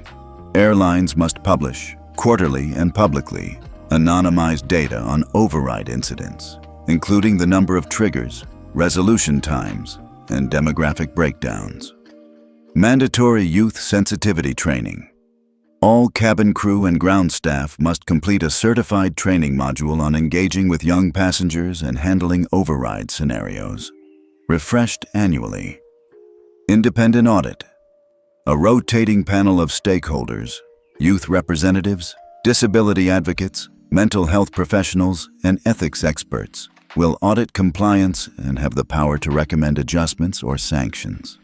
She pointed to the video wall, which cycled through infographics illustrating each point. This charter isn't about finger-pointing. It's about creating a system that learns from its mistakes, a system where dignity travels alongside every ticket. A smattering of applause rippled through the audience. Secretary Martinez returned to the podium to outline the roadmap. Beginning January 1, 2026, the Charter will be law in all 27 member states of the Aviation Ethics Consortium and voluntary in 15 additional partner countries. Within 1 year, 75% compliance is required, or airlines risk losing their approved carrier status. Q&A began. A reporter from the Wall Street Journal stood. "Miss Moreau, as a teenager, how do you respond to critics who say this charter is unrealistic? An idealistic framework that will increase operational costs and delays?" Elodie didn't hesitate. "I respect that cost and efficiency matter, but I also know what happens when you put profit over people. And asking someone to wait 60 seconds for a respectful response isn't a burden. It's basic decency. Airlines already budget for safety drills, security protocols, and customer service. Youth dignity training and rapid follow-up can fit within those existing frameworks. It's an investment, not an expense. Next, a European broadcast journalist asked, "Beyond the 4 obligations, how will you ensure smaller carriers or budget lines don't get left behind?" Elodie leaned forward. "We've built tiered guidance. Carriers under a certain revenue threshold can access a subsidized training platform, funded by partners who support ethical innovation. We're also developing open-source override tracking code they can implement at minimal cost. The charter isn't about exclusion, it's about empowerment."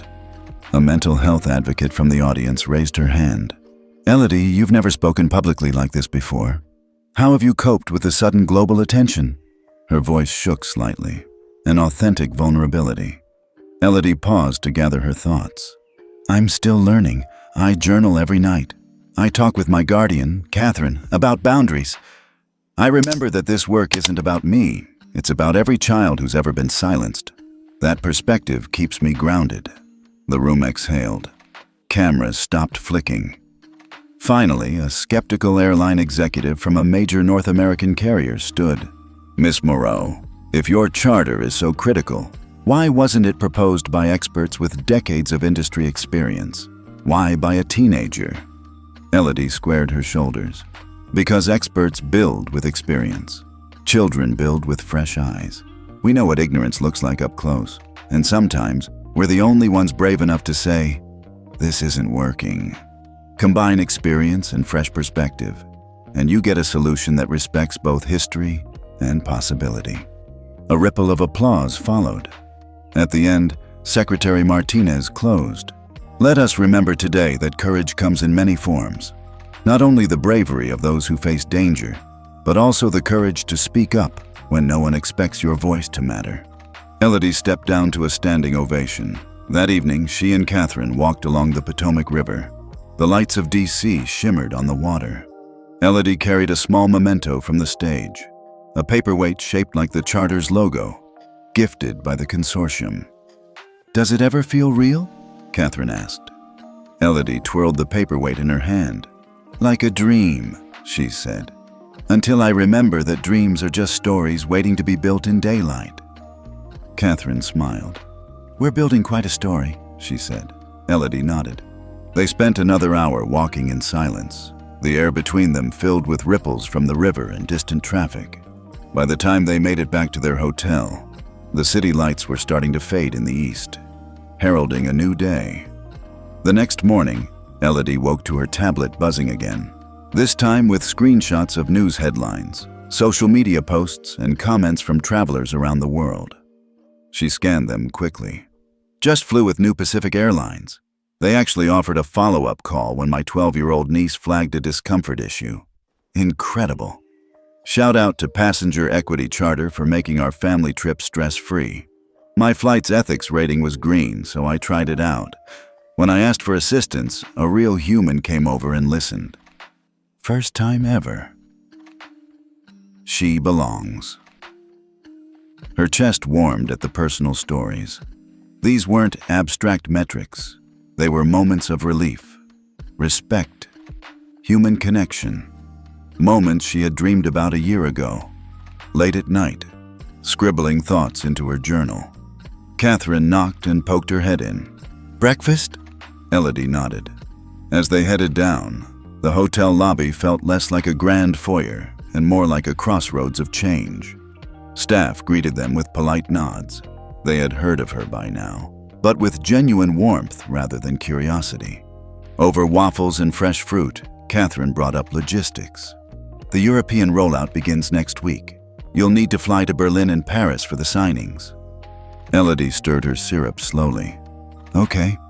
And there's an invitation," Catherine continued, sliding a printed letter across the table. "The Nobel Committee wants to discuss your work at a private luncheon." Elodie's fork paused mid-air. "The Nobel?" she whispered. Catherine smiled. "They said they've never opened a youth liaison position before, but your project fits their new category for social innovation." Elodie exhaled, a mix of excitement and trepidation. She remembered that night by the lakeside when she first wondered if she could handle this.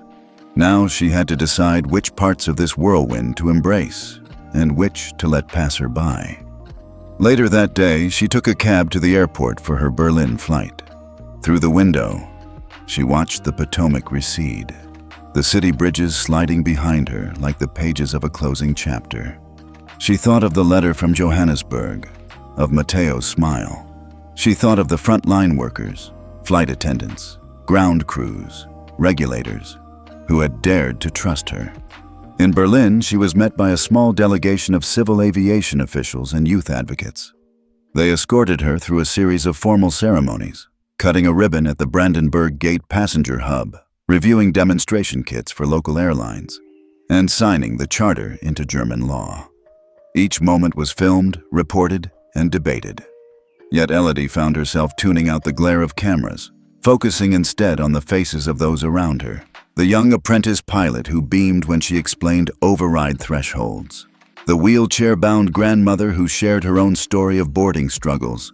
The teenage refugee who said the charter gave her hope to travel safely to see her brother.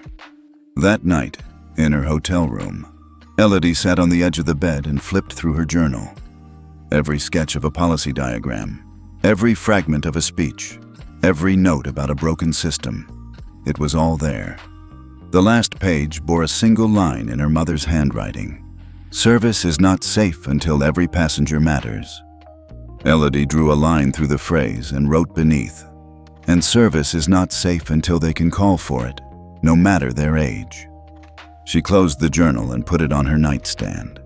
Tomorrow she flew to Paris for the Nobel luncheon, but tonight she would get some sleep. 2 days later in Paris, the Nobel luncheon was held in a gilded salon near the Seine, every wall lined with portraits of past laureates. Elodie entered quietly in a modest dress, escorted by Catherine and a representative from the Nobel committee. They took seats at a long table. At the head sat the president of the committee and a handful of scholars. A hush fell as Elodie's name was announced. She stood, placed her hands lightly on the table, and spoke from memory. I don't stand here as someone seeking recognition. I stand for every passenger whose voice was too soft to be heard, and every child whose dignity was too small to be valued. Awards and titles don't change systems. Action does. Let this gathering be a promise that we will use our influence not just to celebrate ideas, but to implement them. She finished to thoughtful silence, then applause that grew into a standing ovation. Reporters later wrote that she stole the room, not with drama, but with unwavering clarity. After the luncheon, the Nobel president approached her. You remind us that moral courage can come in any size. We would be honored to bestow upon you the inaugural Young Innovator Award. Elodie accepted with a small nod, a weight settling comfortably on her shoulders. It was more than a trophy. It was a formal recognition that her influence belonged in the highest circles. Back in Geneva, spring had blossomed. Cherry blossoms lined the streets outside her apartment. Elodie walked to school under petals drifting like confetti. Children still whispered, but now they waved, cheered, even attempted to mimic her calm walk. Inside class, history lessons included a slide on the Passenger Equity Charter. Computer science introduced a module on building ethical algorithms.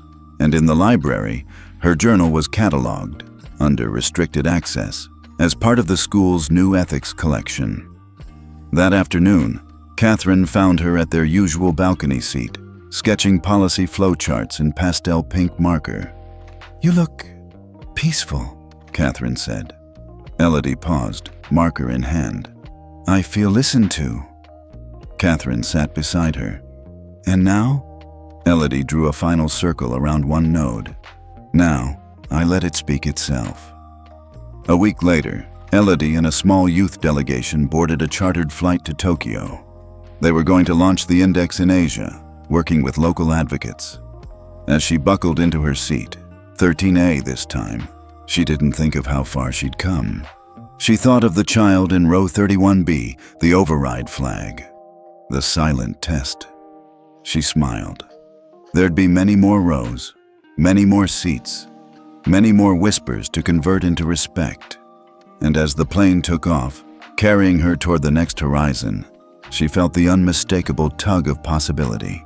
Because every time she sat down, she reminded the world that sitting didn't mean silencing. It meant being heard. She never imagined she'd be stepping onto a plane again exactly 1 year after that first flight. 1 year since she was shoved out of first class and, with a single tap, set in motion a wave of ethical revolutions across the entire aviation industry. Yet there she was, standing in the jet bridge of Aurora Airlines Flight 109, her boarding pass in one hand, a slender carry-on in the other, gazing at the cabin doors as if they were thresholds into a new world altogether. The flight attendant greeting her at the entrance, young, composed, with a professional but warm smile, paused when she saw Elodie's badge, Youth Ethics Delegate. It was the title Aurora had created to honor the system's original spark, the first and youngest voice in the passenger equity movement. The attendant's name tag read Tiana. She offered Elodie her arm lightly. "Welcome aboard, Miss Moreau. It's an honor to serve you." Elodie returned the smile, a gentle curve of her lips. "Thank you, Tiana." She stepped inside and paused to let the stewardess guide her down the aisle, past seats that now bore small plaques, reserved for youth delegates. No one in those rows believed children had no place in first class anymore. Elodie's seat, 1B, had her name engraved discreetly at the top of the headrest. It felt surreal and right at once. As Tiana led her to the seat, other attendants nodded or offered quiet congratulations. They had completed the mandatory sensitivity training modules codified in the charter. They knew her story, but more than that, they knew the systems she'd helped rebuild. They were proud too, because they had been part of the transformation. Elodie settled in, noticing that even the cabin lighting had been revised to include a gentle green wash whenever an ethics override was successfully followed. She tapped a small green indicator on the console. A soft chime confirmed her override privileges were still active, though now used largely for calibration, not crisis. The cabin fell into a hush as the other passengers recognized her and gave respectful smiles. She felt their gratitude but didn't let it wash over her. She was here to travel, not to be celebrated. She opened her ethics journal, now tattered at the spine, and sketched a quick diagram of the cabin's new override map. Sensors embedded in overhead panels, discrete buttons at every seat, a direct line to a live ethics liaison. She noted how far the system had evolved in 12 short months. Then Tiana returned with a carafe of water and handed Elodie a glass. "For what it's worth," she said quietly, "I was in economy when the charter was announced. My sister, she's 10, was terrified of flying. Now, I get to tell her I helped make airlines safer for you. Thank you for giving me that story to share." Elodie's pen hovered mid-page. "Thank you for doing the work," she said softly. "It's the reason I created the protocols in the first place." Tiana nodded and moved on. The engines began to spool, the captain's announcement following. "Good afternoon. Welcome aboard Aurora Flight 109 to San Francisco. We're honored to have Miss Elodie Moreau, Youth Ethics Delegate, among us today." As the plane lifted from the runway, Elodie watched the cityscape shrink beneath her feet. She leaned back, hands clasped, recalling the first time she'd sat in a cramped middle seat, bumped from first class, humiliated, invisible. Back then, the cabin had been cold and indifferent. Now, every light, every gesture, every piece of policy she had a hand in writing glowed with purpose. The seatbelt sign blinked off. Around her, flight attendants approached with trays of refreshments. Tiana paused at Elodie's side again.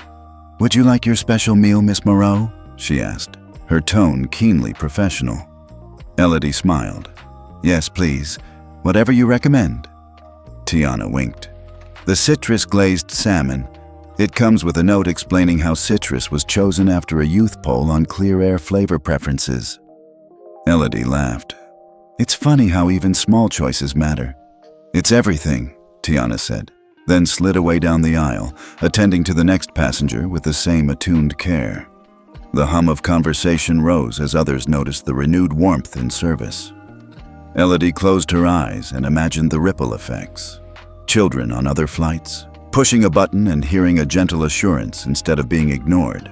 Parents breathing a sigh of relief.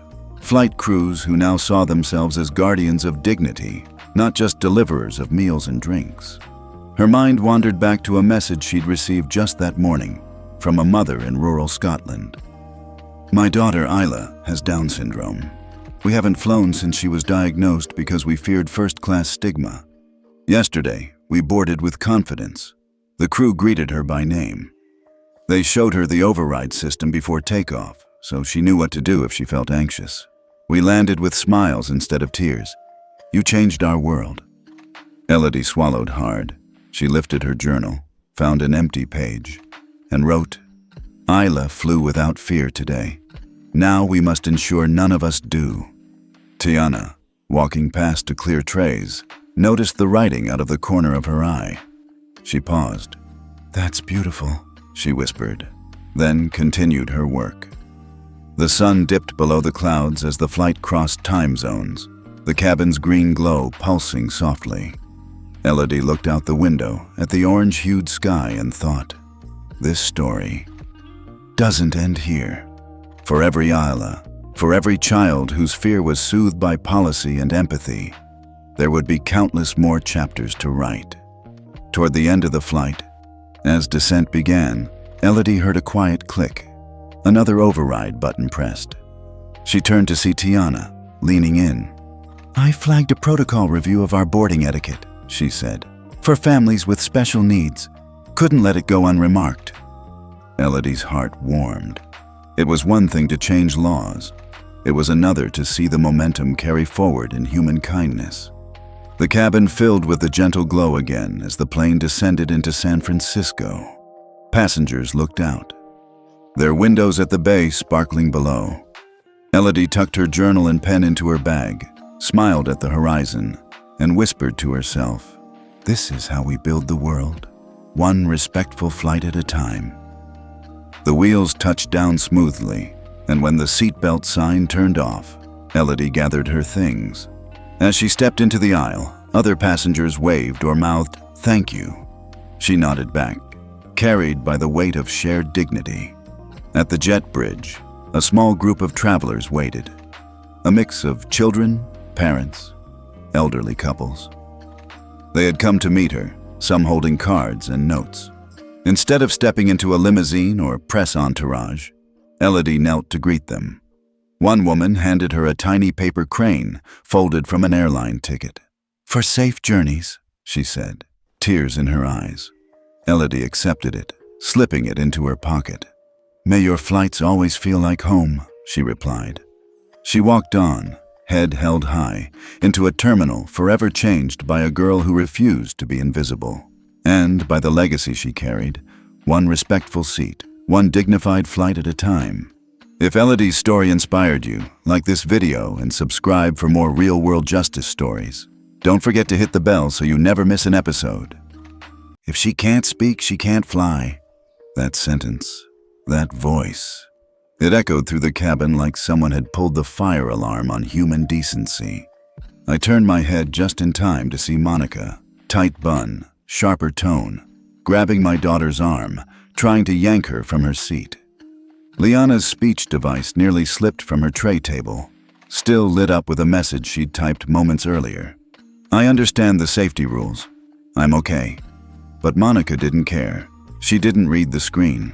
She didn't look at Liana like a person, just a problem. "Let go of my daughter," I said, trying to stay calm, trying not to let my voice tremble. But inside me, something ancient stirred, something I hadn't needed to wake up in a long time. Liana's fingers hovered over the screen. She was trying to type something else. She was crying, silently, the only way she knew how.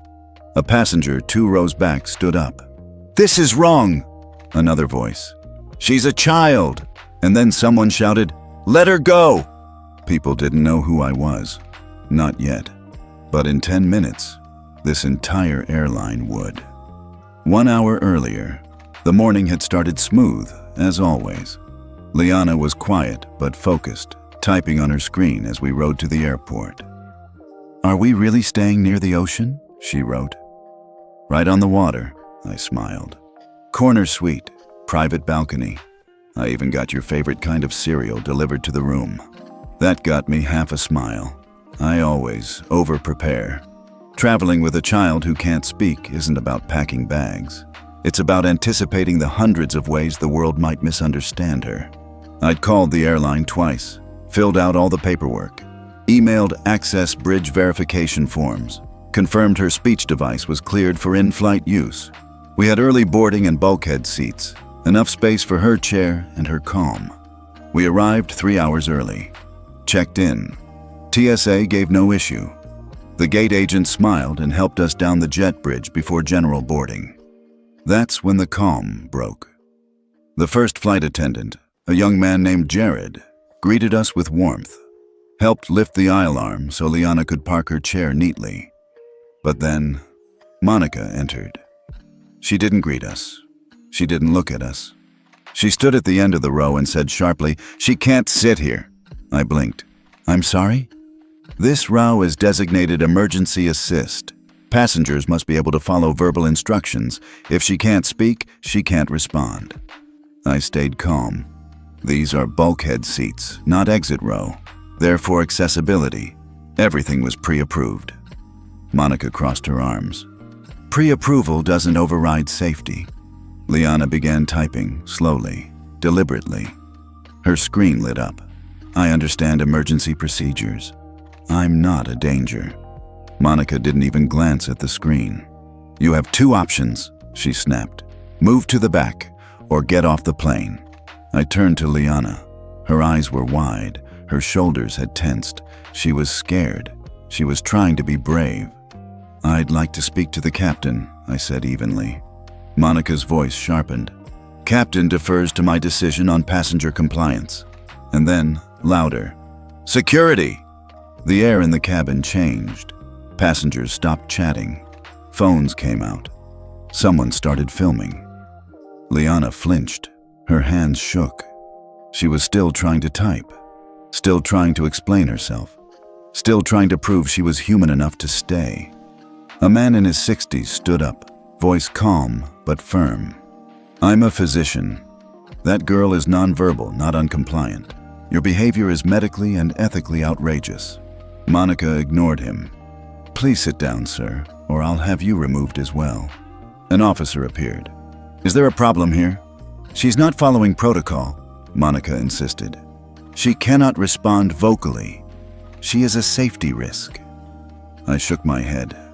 "That's not true. Her system is FAA cleared. Her seat is documented. She's flown dozens of times, on this exact airline." The officer looked between us, visibly uncomfortable. "Sir, I think we should step off and talk this through." Liana's eyes met mine, wet, exhausted. I nodded, not because I agreed, but because I knew the second I shouted, they'd win. I helped her into her chair. Jared, the kind attendant, whispered, "I'm sorry." Another passenger muttered, "This is disgusting." A woman said, "I'm not flying if she's not." We rolled off in silence, but the moment wasn't over. It was just waking up. Outside the plane, the terminal buzzed. Some passengers had followed. Some were arguing, others filmed. One woman even hugged Liana. Then, "Ms. Brooks?" I turned. Samuel Diaz, station manager, eyes wide, confused. "I just saw the manifest update. You were removed." I nodded. "Because she can't speak." Monica refused to acknowledge her device, her credentials, anything. She humiliated my daughter. Mr. Diaz's face hardened. "That's illegal and unacceptable." Liana tapped her device. "Why do people hate what they don't understand?" He crouched beside her. "I don't know, sweetie, but you won't be treated like that again." And I, still silent, took out my phone, opened an app, tapped into the FDCI backend. VistaJet Midwest, compliance level, green status, certified. I toggled one switch, downgrade, to non-compliant. Behind me, Diaz's radio crackled. "Sir, FAA alert. VistaJet compliance flag triggered. We've lost approval to board assisted passengers at 63 terminals." His head snapped toward me. "You?" he whispered. I nodded. I didn't yell. I didn't scream. I just made it fair. The first sign that something had shifted came not from the people, but from the screens. Behind the check-in counter, one of the monitors blinked, once, twice, and then flashed red. Access bridge. Priority alert. VJM 482. DEN. TPA FDCI. Compliance. Downgraded. Non-compliant action required. Terminal suspension initiated. The young agent behind the desk froze. She leaned forward, confused. Manager Diaz, she called out. You need to see this. He was already walking back from where he had spoken to Liana and me. I could tell he'd received something on his radio. His eyes weren't just wide now. They were locked in. Tell me that's not what I think it is, he muttered. The agent turned the monitor toward him. He stared. Then his lips tightened. We just lost FDCI access. That means... He didn't finish the sentence. But I did. That means VistaJet can no longer board any assisted passenger at any access bridge terminal until full compliance is re-verified. That was 63 terminals across the country. Jesus, he muttered under his breath. This fast? I gave a quiet nod. When the system works, it works fast. Samuel Diaz turned to me, half shocked, half stunned. You're that Brooks. I didn't say anything. He looked at Liana, who was still watching, quiet but alert. You built the thing that's kicking us out of our own infrastructure. I turned my attention to Liana. No, she built it. I just gave it a name. The ripple effects weren't slow. They were instant. Within minutes, 3 more monitors inside the terminal lit up with compliance warnings. The boarding bridge to Gate 22, where our flight had been, froze mid-sequence. The scanner turned red. The crew inside started radioing furiously. I overheard the codes. VJM 482, halt boarding. Repeat, halt boarding. Compliance risk. And then came the knock-on effects. Flights with pre-approved passengers requiring accessibility were flagged for audit.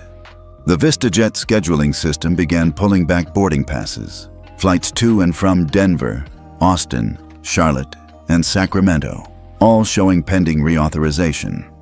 People started asking questions, and Monica started to panic. She came stomping back into the gate area, her uniform still pressed, but her posture less so. She was scanning the room until her eyes landed on me and Liana. There was something different in her now.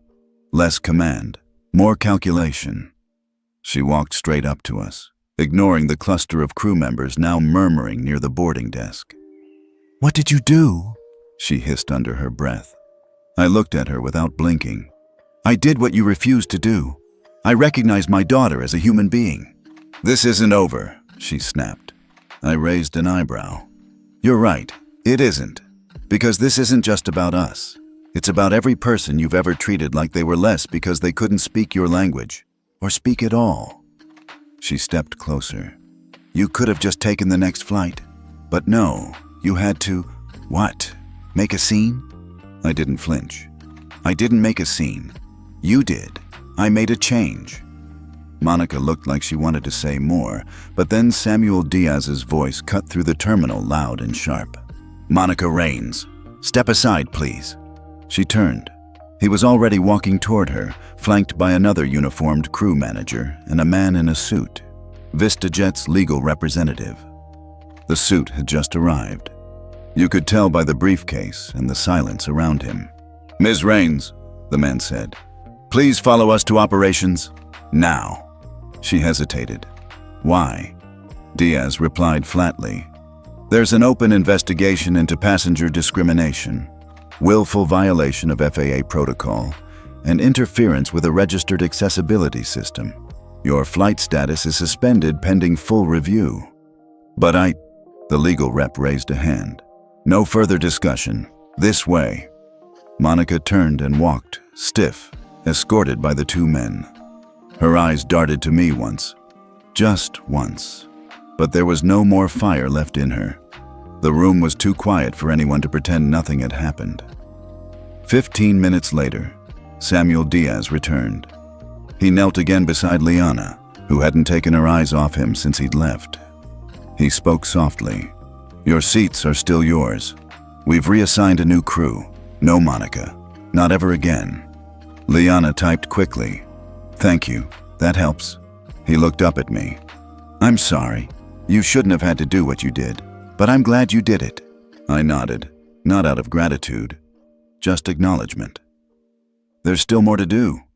Diaz tilted his head. "What happens next?" I looked toward the monitor, now glowing orange. "Next, VistaJet Midwest either signs the Passenger Communication Equity Charter or they start pulling planes out of the sky." As we waited for reboarding, people slowly began approaching, one by one. A young woman in scrubs. "I work with nonverbal kids. What you did today, your daughter, people needed to see that." An elderly couple. "Our grandson uses a tablet too. They tried something similar to him once. We didn't know you could fight it like that." Even a teen boy, maybe 17, handed Liana a pack of gum and just said, "You're cool." Then walked away like it meant nothing. But her smile said it meant everything. Back at the boarding gate, the reboarding began. Same plane, new crew. The new lead flight attendant, a woman in her 50s with a calm voice and clear eyes, greeted us personally. "Welcome back, Ms. Brooks. Liana, we're honored to have you." Liana typed, "Is this the same seat?" "Yes," the attendant smiled. "But we added a blanket, a snack basket, and your favorite drink. Hope that's okay?" Liana gave a thumbs up. Her fingers started typing again. "This is the first time I felt heard." As I helped her into her seat, I looked down at my daughter, my brave, brilliant, utterly voiceless daughter, and felt something shift inside me. I had spent years building systems for people like her, advocating, designing, negotiating, but I'd forgotten one thing. The system means nothing if the people inside it still choose cruelty. This wasn't about a policy, or a seat, or even a flight. It was about dignity. And now that dignity had a name, a price, and a response measured in airports. Before takeoff, my phone buzzed. An alert from Access Bridge. FDCI. Update. 27 additional reports of non-compliant crew behavior logged. Charter escalation recommended. Do you wish to initiate system-wide audit? I glanced at Liana. She was staring out the window, her fingers resting on her lap. Screen dark for the first time all morning. I smiled. "Yes," I typed. "Initiate." When the plane finally touched down in Tampa, the air felt different. It wasn't just the humidity or the palm trees outside the window. It was the silence. The kind of silence that comes right after a storm. But before the press shows up, Liana leaned her head against the window. She hadn't typed a word in over an hour. I looked down at her hands, resting still on her lap, tablet dark, and I knew. She wasn't scared anymore. She was watching, not the world outside, but the world inside. We exited the plane to polite smiles and a new ground crew that acted like we were royalty. Margaret, the lead flight attendant, walked beside us the whole way, as if daring anyone to interrupt. At the bottom of the jet bridge stood two men in suits. One was from Access Bridge. The other wore a badge from the FAA. Both looked nervous, not because of me, because they'd read the report, because the entire system had. "Ms. Brooks," the FAA rep said, "could we have a moment of your time?" Liana glanced at me. I nodded. Of course. We followed them into a private lounge. Not a fancy VIP suite, just a quiet space away from the noise. And for the first time in hours, I sat down. Liana parked her chair beside me, eyes locked on the FAA badge. The man cleared his throat. "My name's Dennis Hall. I oversee regulatory compliance for federal accessibility enforcement. We received the compliance drop on VistaJet Midwest about 34 minutes ago." He glanced at his tablet. "I'm going to be honest. We've never seen a drop trigger that fast, or that wide." "I built it that way," I replied calmly. "Delay costs lives." The Access Bridge rep, a younger man named Cole, shifted awkwardly. "It's gone viral, Tasha. The incident, the clip, Monica grabbing Liana's arm, the screen showing her message. It's been posted to X, Threads, TikTok, everywhere." He hesitated.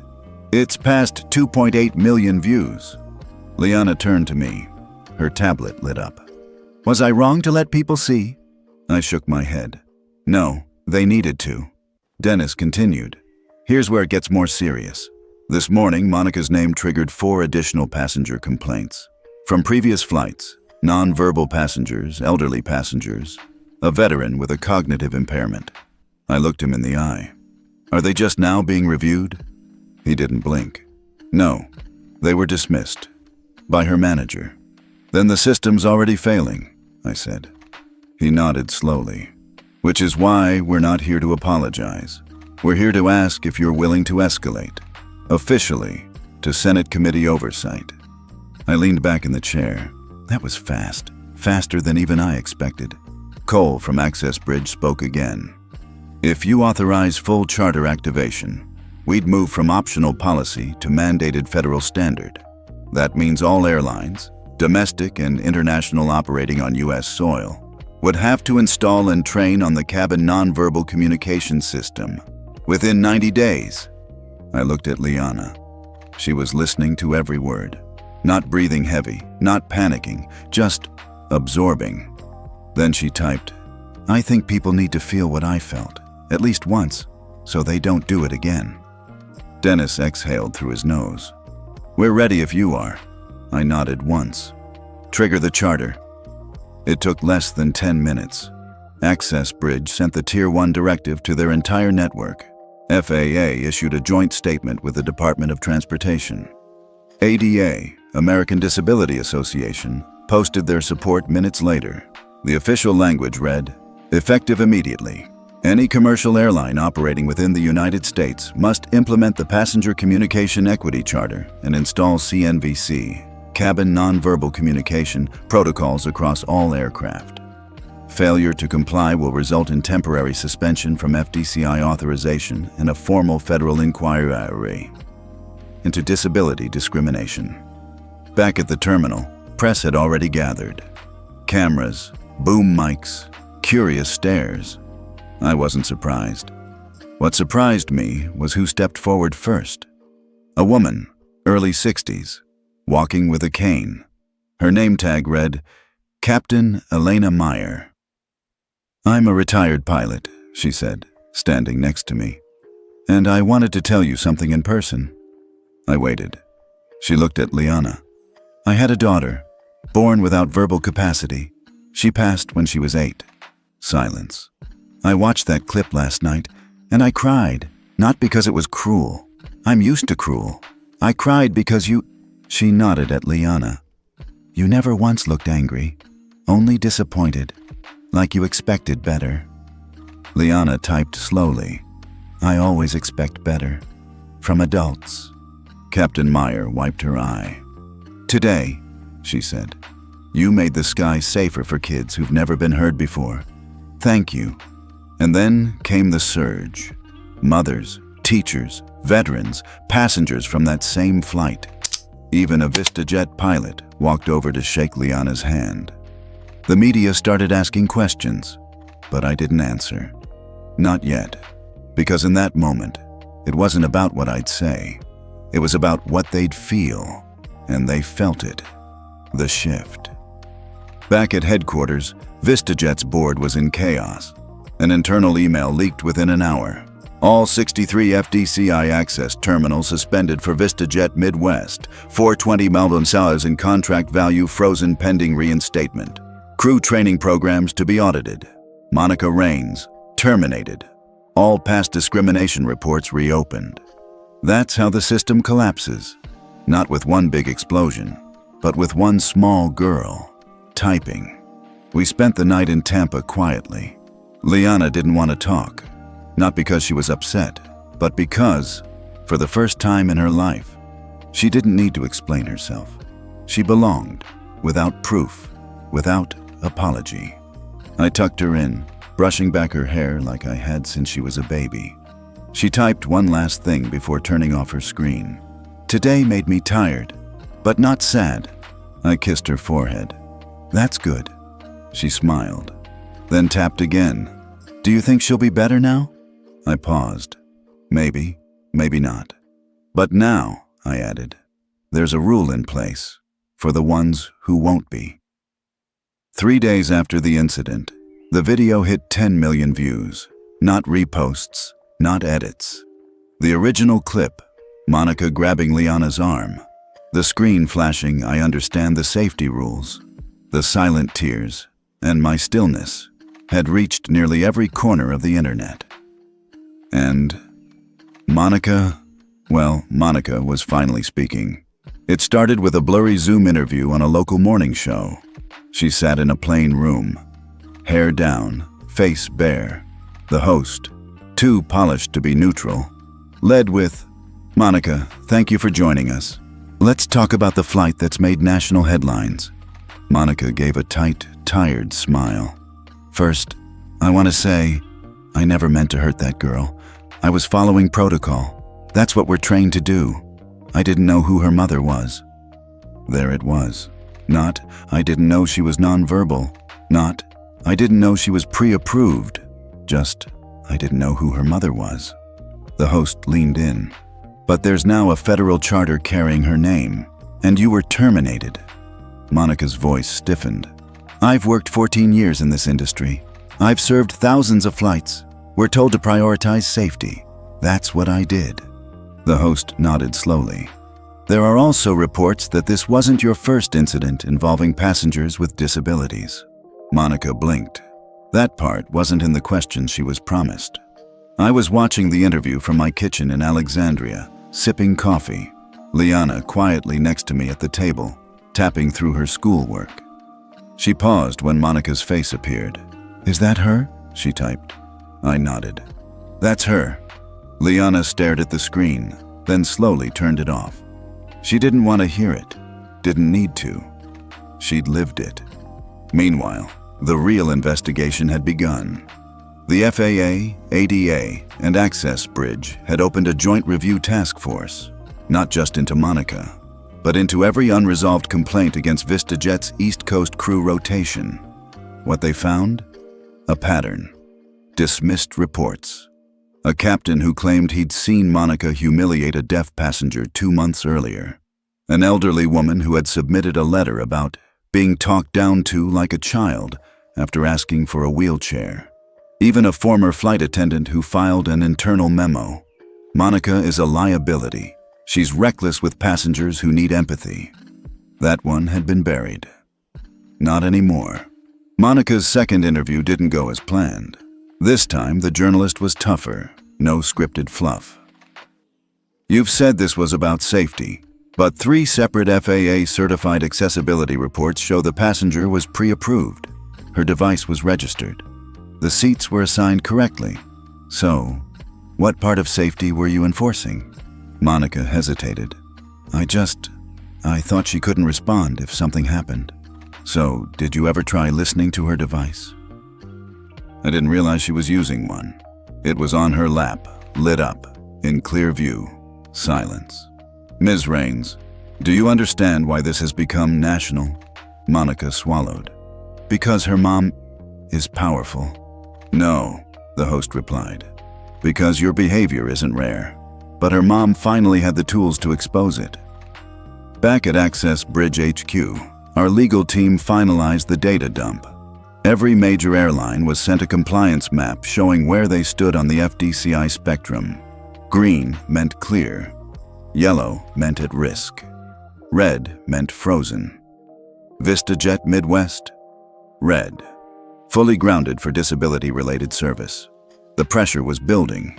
In less than a week, they'd lost $420 million in service contracts, 63 airport boarding rights, 3 federal aviation partnerships, 1 CEO, who quietly resigned for personal reasons. And they hadn't seen the worst yet. Because then came the hearings. The Senate Transportation Committee requested a formal statement from Access Bridge, not just about what happened, but about why it kept happening.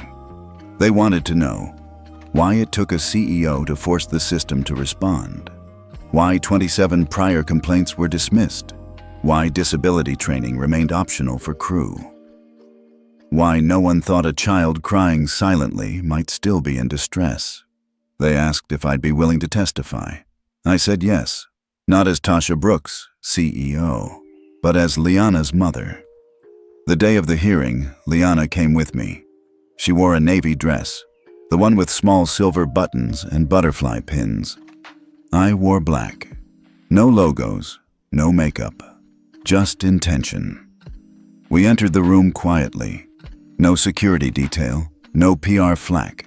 And when it was my turn, I stood. But I didn't go on and on. I simply said, "My daughter is not a problem. She's not broken. She's not difficult to serve. She's just quiet. And in this country, quiet should never mean invisible." There was silence. And then I added, "I built a system to protect passengers like her. But no system can fix a culture that excuses cruelty. That's why today, I'm not asking for enforcement. I'm demanding transformation." Later that night, Liana and I sat on the hotel balcony overlooking Capitol Hill. She typed something and slid the screen to me. I didn't understand everything, but I think they did.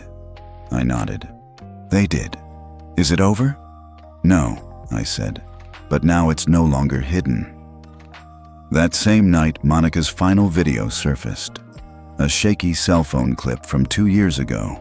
She was in uniform, arguing with a blind passenger, telling him, "Next time, don't expect us to babysit."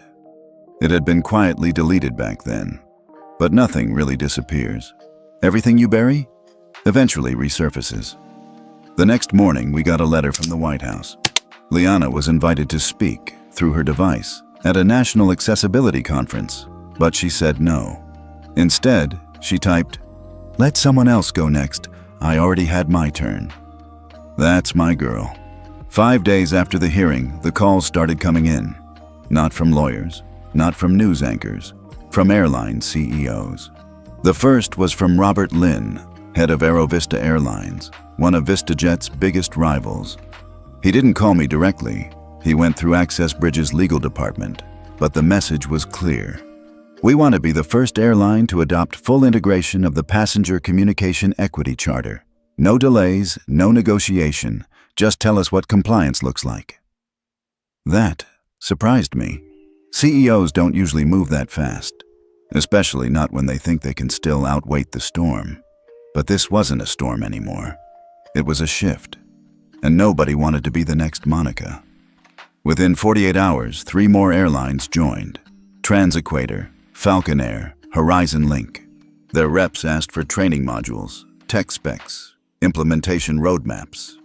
One of them even said, "Can we put Liana in the video campaign?" I declined, politely. This wasn't about PR. This was about fixing something broken, and you don't patch a leak with a slogan. Meanwhile, the FAA was under pressure. Journalists kept asking the same question. If Access Bridge had the data all along, why didn't the FAA act sooner? The answers got more uncomfortable by the day. An internal email leaked, dated 6 months earlier, showed that a junior analyst had flagged Monica's flight behavior as a potential red-level concern. The response? "Let the airline handle it internally." That phrase became a headline. Let the airline handle it. The loophole that left passengers vulnerable. The story trended for 2 full days. At home, Liana didn't talk about it much, but I could tell she was still tracking it. She'd scroll through the news on her tablet, fingers brushing headlines, eyes flicking toward me whenever something hit close. One night she typed, "Do they really want to change, or just look like they do?" I thought for a moment. "Both," I said. "But even pretending forces them to look at the truth, and sometimes that's how real change starts." She nodded once, then tapped. "So what's next?" Next was data. Access Bridge released a public audit of 10 years' worth of accessibility records across 12 major airlines. How many passengers were denied boarding? How many ADA violations were reported? How many were followed up? How many, quietly, weren't? The numbers were ugly. Between 2012 and 2022, over 84,000 complaints related to passengers with disabilities had been filed. Less than 12% were escalated beyond a manager. Only 2.1% resulted in any form of disciplinary action. And in nearly 40% of the files, the reason for closing the case was passenger failed to comply verbally. The irony made me sick. But data speaks. And this time, the system listened. The Department of Transportation issued a new directive. All AD-related flight complaints will now trigger independent review. Airlines no longer have sole authority in disability-related disputes. Boom! That one sentence restructured an entire layer of air travel. No more, let the airline handle it. Now it was, let accountability handle it. Meanwhile, VistaJet was still reeling. They tried damage control, quick fixes, interviews, corporate apology tours. Their new CEO, a woman named Elaine Watts, issued a full public apology. She looked directly into the camera and said, "What happened to Liana Brooks is not an isolated incident. It's a reflection of a culture we failed to monitor. That ends now." It was the right thing to say, but it was too late to say it alone. Because the real shift wasn't happening at the top. It was happening in the crew rooms, the terminals, the places where Monica still worked, quietly, confidently, until now. One video surfaced from a training session at Aerovista. A new flight attendant asked, "What happens if a passenger can't speak?" The instructor didn't hesitate. "You listen, just not with your ears." That line went viral again. And for once, it wasn't rage fueling it. It was relief. A week later, Access Bridge hosted a live webinar titled Equity at 30,000 Feet. Over 17,000 airline employees logged in. Liana sat beside me during the intro. I didn't plan on speaking, but halfway through, one of the panelists asked, "What would you say to crew members who still don't think nonverbal passengers can follow safety protocols?" Liana tapped, then tapped again, and turned the screen. "If you don't trust me to understand safety, why do you trust me to survive a crash?" Silence. Then applause. Even on mute, we could feel it through the screen. Later that evening, we received a message from someone unexpected. Not an airline, not a senator, a former passenger. It was just a short voice message. "Hi, my name is Michael. I'm 62. I use a communication board. Never talked to anyone on a plane in 20 years. But after what your daughter did, I told a flight attendant my name for the first time. She called me sir. That's new. Thank you." I played it twice. Liana didn't say anything. She just leaned against my arm. And that was enough. Meanwhile, FAA announced the next step. Not just training. Certification.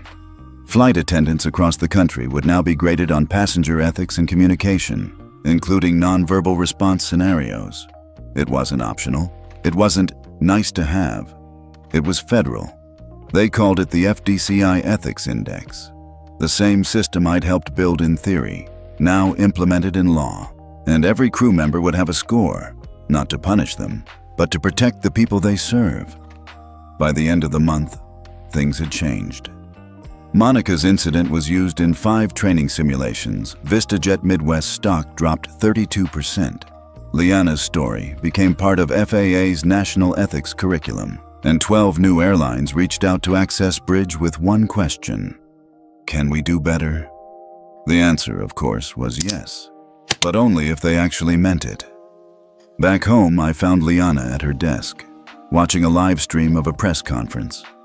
A reporter asked the Secretary of Transportation, "What made the tipping point happen?" He paused, then said, "A child with no voice made the system speak."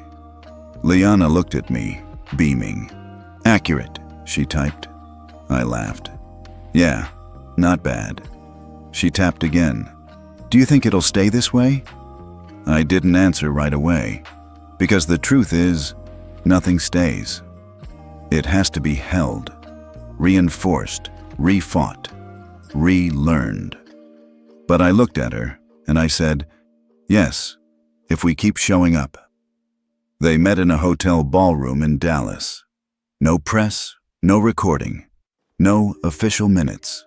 Just 19 executives from the top 12 airlines in North America, sitting in uncomfortable suits, drinking silent coffee. And the one thing on the agenda? What the hell do we do now? The room was tense, not because they didn't see this coming, but because they did.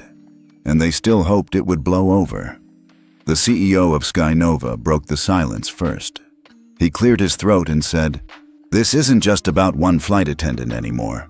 It's about perception, it's about control, and right now, we have none." Another exec muttered, "We lost $46 in bookings last week alone." Someone else added, "4 of our crew just quit. Said they were scared of getting filmed for doing anything wrong." That's what they were afraid of. Not the injustice, not the passengers, the camera. Meanwhile, somewhere across the ocean, the World Aviation Standards Summit was preparing its biggest panel yet. For the first time, they weren't inviting just policy experts or airline owners. They were inviting passengers, disabled passengers, parents of disabled children, and sitting at the top of that invite list was Liana. Well, officially, it was addressed to Ms. Tasha Brooks, CEO of Access Bridge Holdings. But the letter made it clear, we would be honored to hear a short message, typed or read, by Ms. Liana Brooks. She has reminded the world that ethics begins at eye level. I showed it to Liana while she was brushing her doll's hair. She looked at the invite, then typed, "Is that the one with the flags?" "Yeah," I said. "It's international." She thought for a second, then typed again. "Okay, I'll go, but I'm not dressing boring." Back in Dallas, the airline CEOs continued their closed-door session. Someone finally said it. "Do we sign the charter?" The room went quiet again. The charter they were referring to wasn't a government mandate, yet.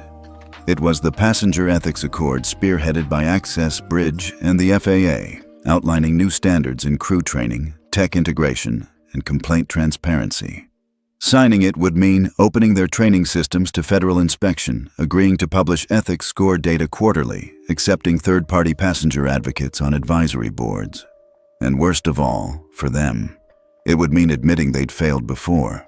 The CEO of Falcon Air leaned back and said flatly, "Sign it, or get ready to explain to shareholders why we're the last ones on the wrong side of history." No one argued. By the time Liana and I landed in Switzerland, 9 airlines had signed the accord. Not in private, in press conferences, with microphones, flags, pledges, and one shared message. We are changing not because we have to, but because we finally realize we should have long ago. It sounded good, maybe even honest, but I knew better. Change doesn't start in boardrooms. It starts in fear. And right now, they were scared. Of passengers, of cameras, of being next. The summit was held in a high-rise conference center in Geneva. Liana wore a gold jacket and butterfly hair clips.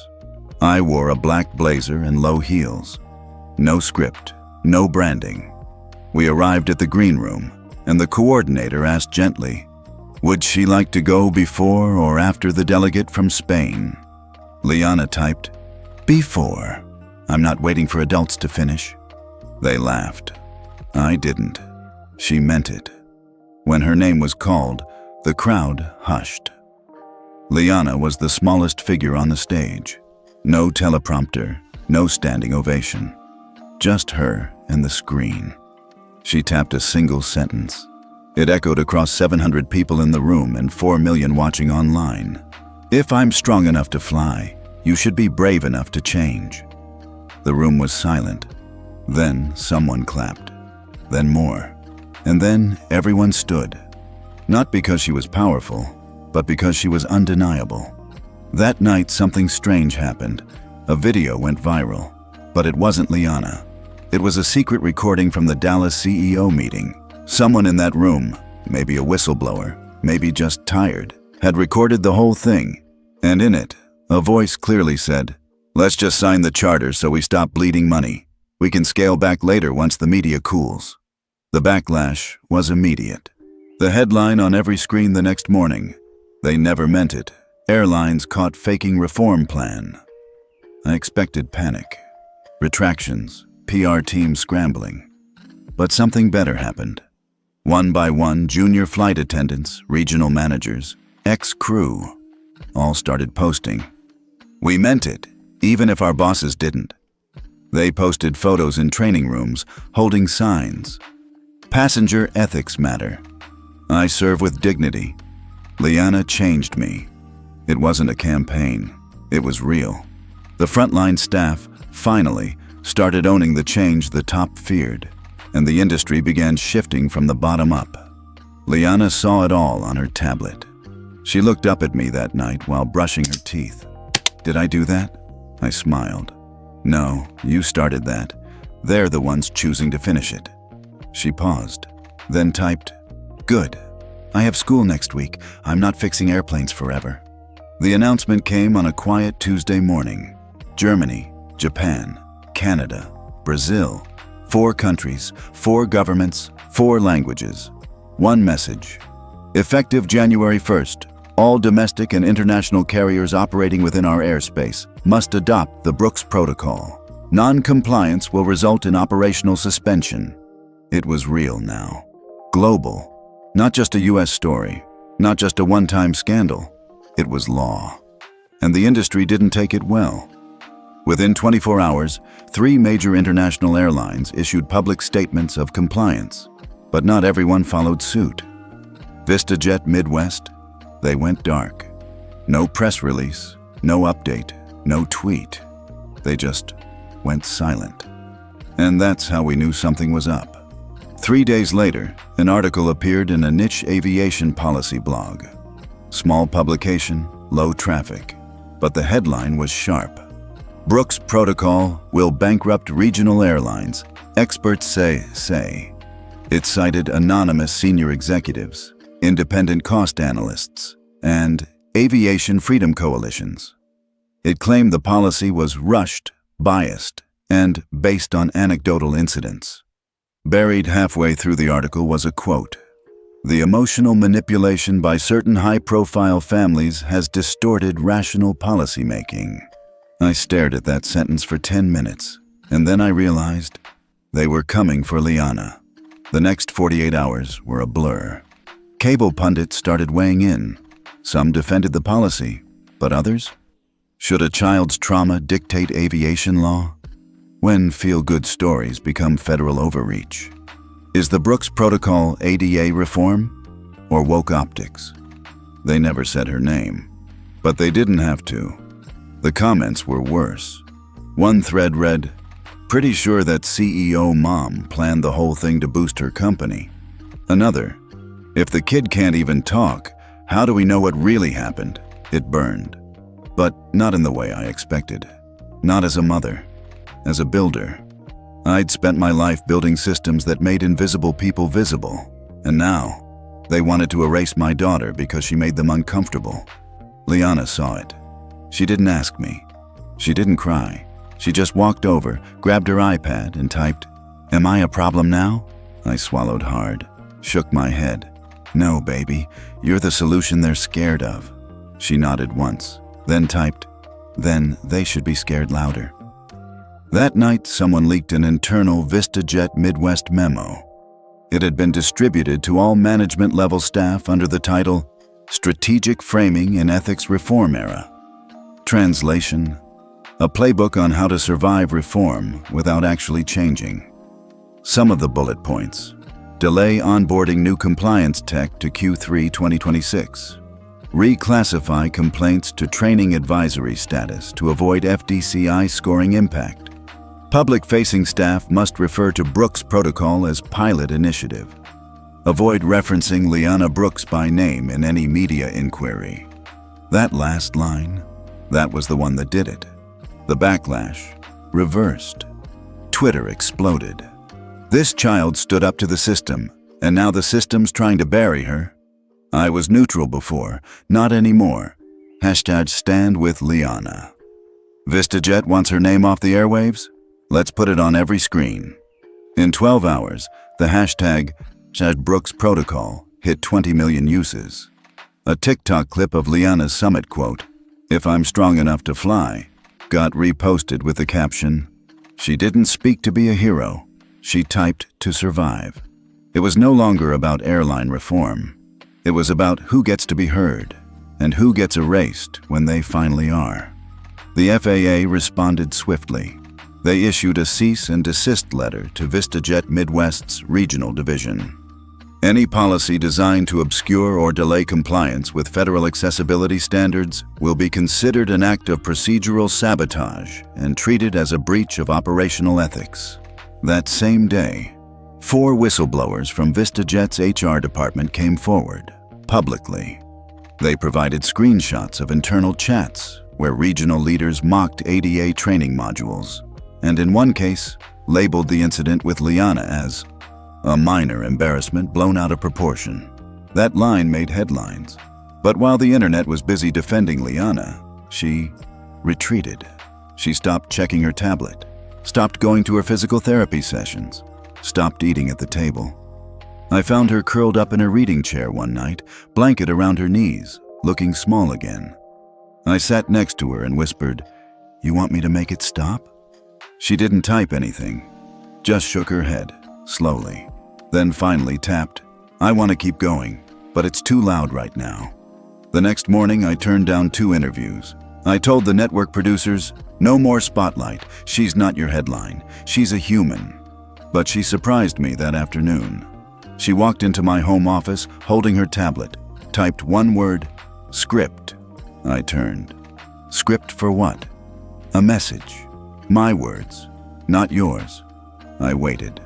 She typed for 20 minutes, deleted, typed again, then handed it to me. The next day, Access Bridge posted a 57-second video across all platforms.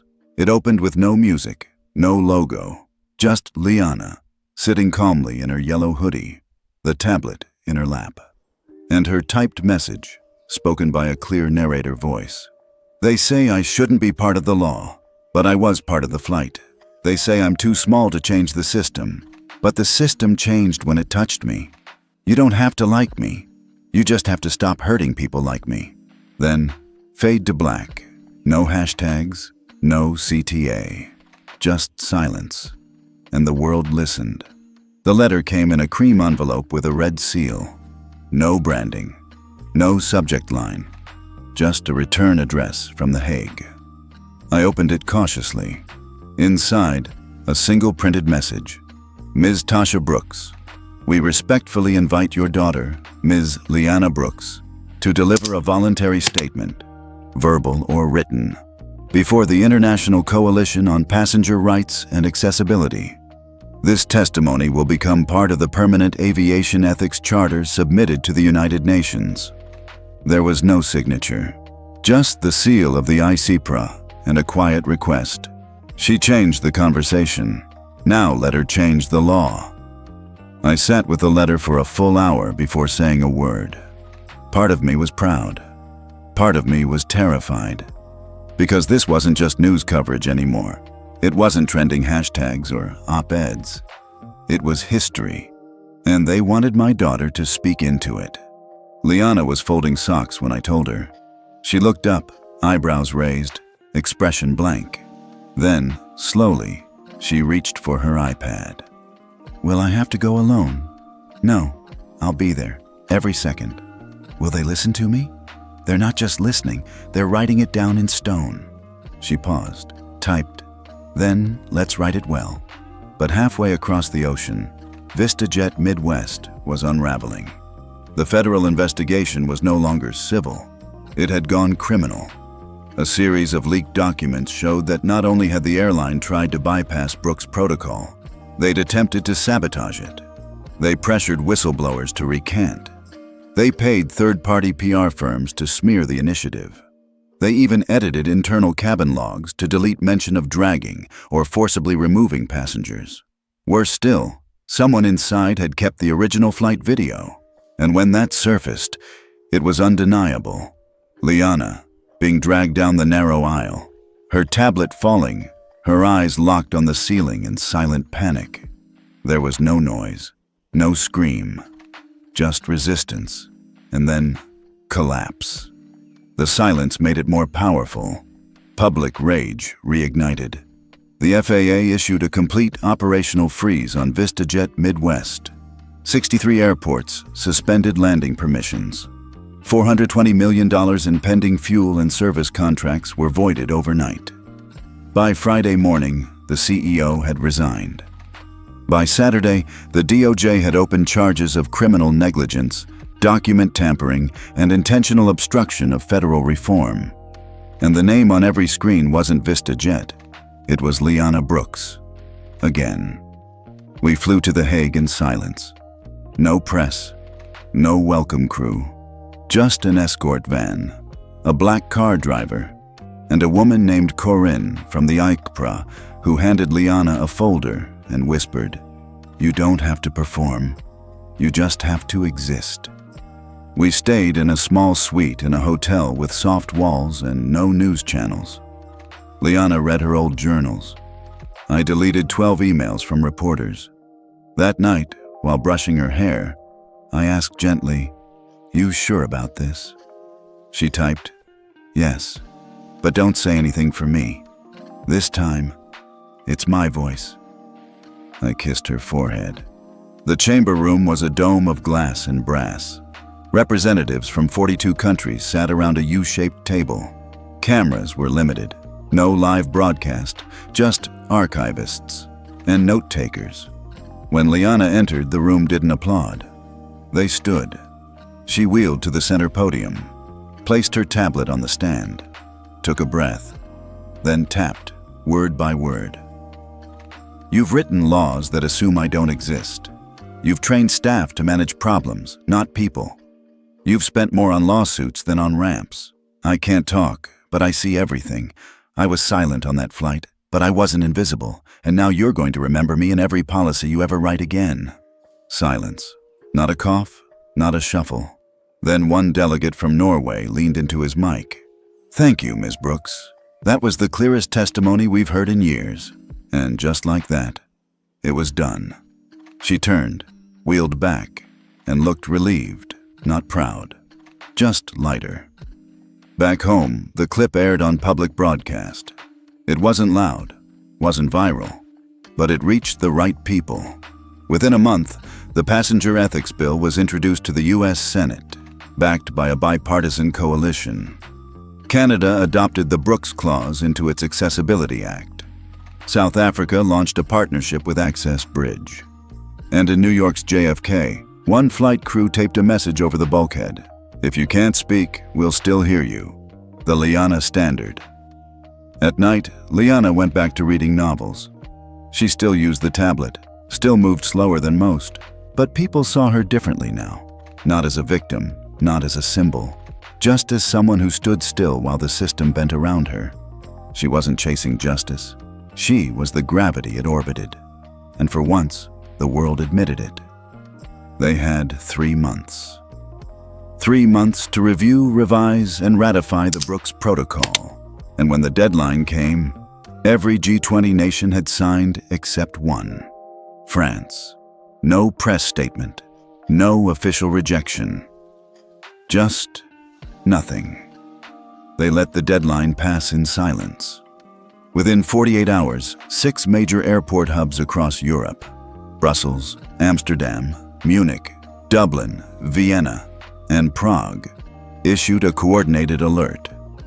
Effective immediately, all inbound and outbound flights involving non-compliant jurisdictions will be held pending ethical review. It didn't mention France by name, but everyone knew. Charles de Gaulle Airport ground to a halt. In Paris, the media called it an act of retaliation. Airline execs called it political blackmail. One nationalist newspaper called Liana une fabrication, a 15-year-old puppet of a grieving mother's agenda, they wrote. We didn't respond, because sometimes silence is the loudest answer. But in Brussels, something else was unfolding. A private summit. No cameras, no headlines. The founding board of the International Passenger Ethics Coordination Council, IPEACC, was gathering for the first time. 7 voting members. 1 seat left open. The invitation came via encrypted file. We invite Ms. Liana Brooks to serve as a permanent observer and moral authority advisor, with full access to charter drafts, amendment veto rights, and systemic override privileges where human dignity is at stake. She was 15, and they were offering her a seat at the adult table. Not out of pity, but out of necessity. Tasha hesitated. This wasn't a school speech. This wasn't an advocacy summit. This was global power, and power always comes with shadows. But Liana, she just tapped. Don't block me from the table you fought to build. Their first meeting was intense. The room was glass-walled, ringed with acoustic panels, delegates from 5 continents, interpreters murmuring, screens full of passenger data. Tasha stayed quiet in the back, a silent silhouette. Liana wheeled to the central seat and opened her tablet. She didn't say much, but when they debated whether airports in lower-income nations should be exempt from ethical compliance due to economic pressure, she typed one line. Dignity isn't expensive, neglect is. That line ended the debate. Unanimous vote, no exemptions. Back home, however, France was spinning chaos. National broadcasters rolled out exposés. Did the Brooks Protocol overreach? Are we surrendering to emotional politics? The tyranny of a teenage icon. And then they crossed the line. An anonymous leak, a photo of Liana, age 9, being carried by airport staff after a minor seizure. Caption, "Is this the face of the next global regulator?" It wasn't journalism, it was humiliation. The backlash came fast. Germany pulled airspace sharing agreements with France. Canada froze bilateral training exercises, and over 300,000 passengers signed a petition to boycott French carriers until the protocol was adopted. But Liana, she didn't ask for revenge. She just tapped one sentence. Systems fail when they're afraid of the faces they hurt. Tasha knew what that meant. This wasn't just about France anymore. This was about setting precedent, that no country, no carrier, no executive was above the human beings they carried. And then came the unexpected. A delegation from French civil aviation reached out, privately. No press, no lawyers, just 2 people. They requested a private walkthrough of an access bridge partner facility, one that had fully implemented the Brooks Protocol. Tasha agreed, on one condition: Liana would lead the tour. The walkthrough lasted 3 hours. Liana didn't speak. She just guided. Showed them the tactile seating path, the non-verbal alert bracelets, the in-cabin silent reporting system, the multi-language ethics interface. She paused at the final station, pointed to a screen that read, "This seat recognizes your existence, even if others don't." And she typed, "It's not tech, it's respect." The French officials nodded, quietly, and left without comment. 5 days later, the French Prime Minister issued a national address. "We acknowledge the need for dignity to guide our transportation future. We will sign the Brooks Protocol, not as submission, but as a statement of who we choose to become." And just like that, the last domino fell. At JFK, a new plaque was unveiled, in honor of the passenger who couldn't speak but changed what air travel means for us all. The Liana Brooks Standard, 2025. Passengers took photos, flight crews wiped their eyes, and across 63 airports, her name became more than a protocol. It became policy.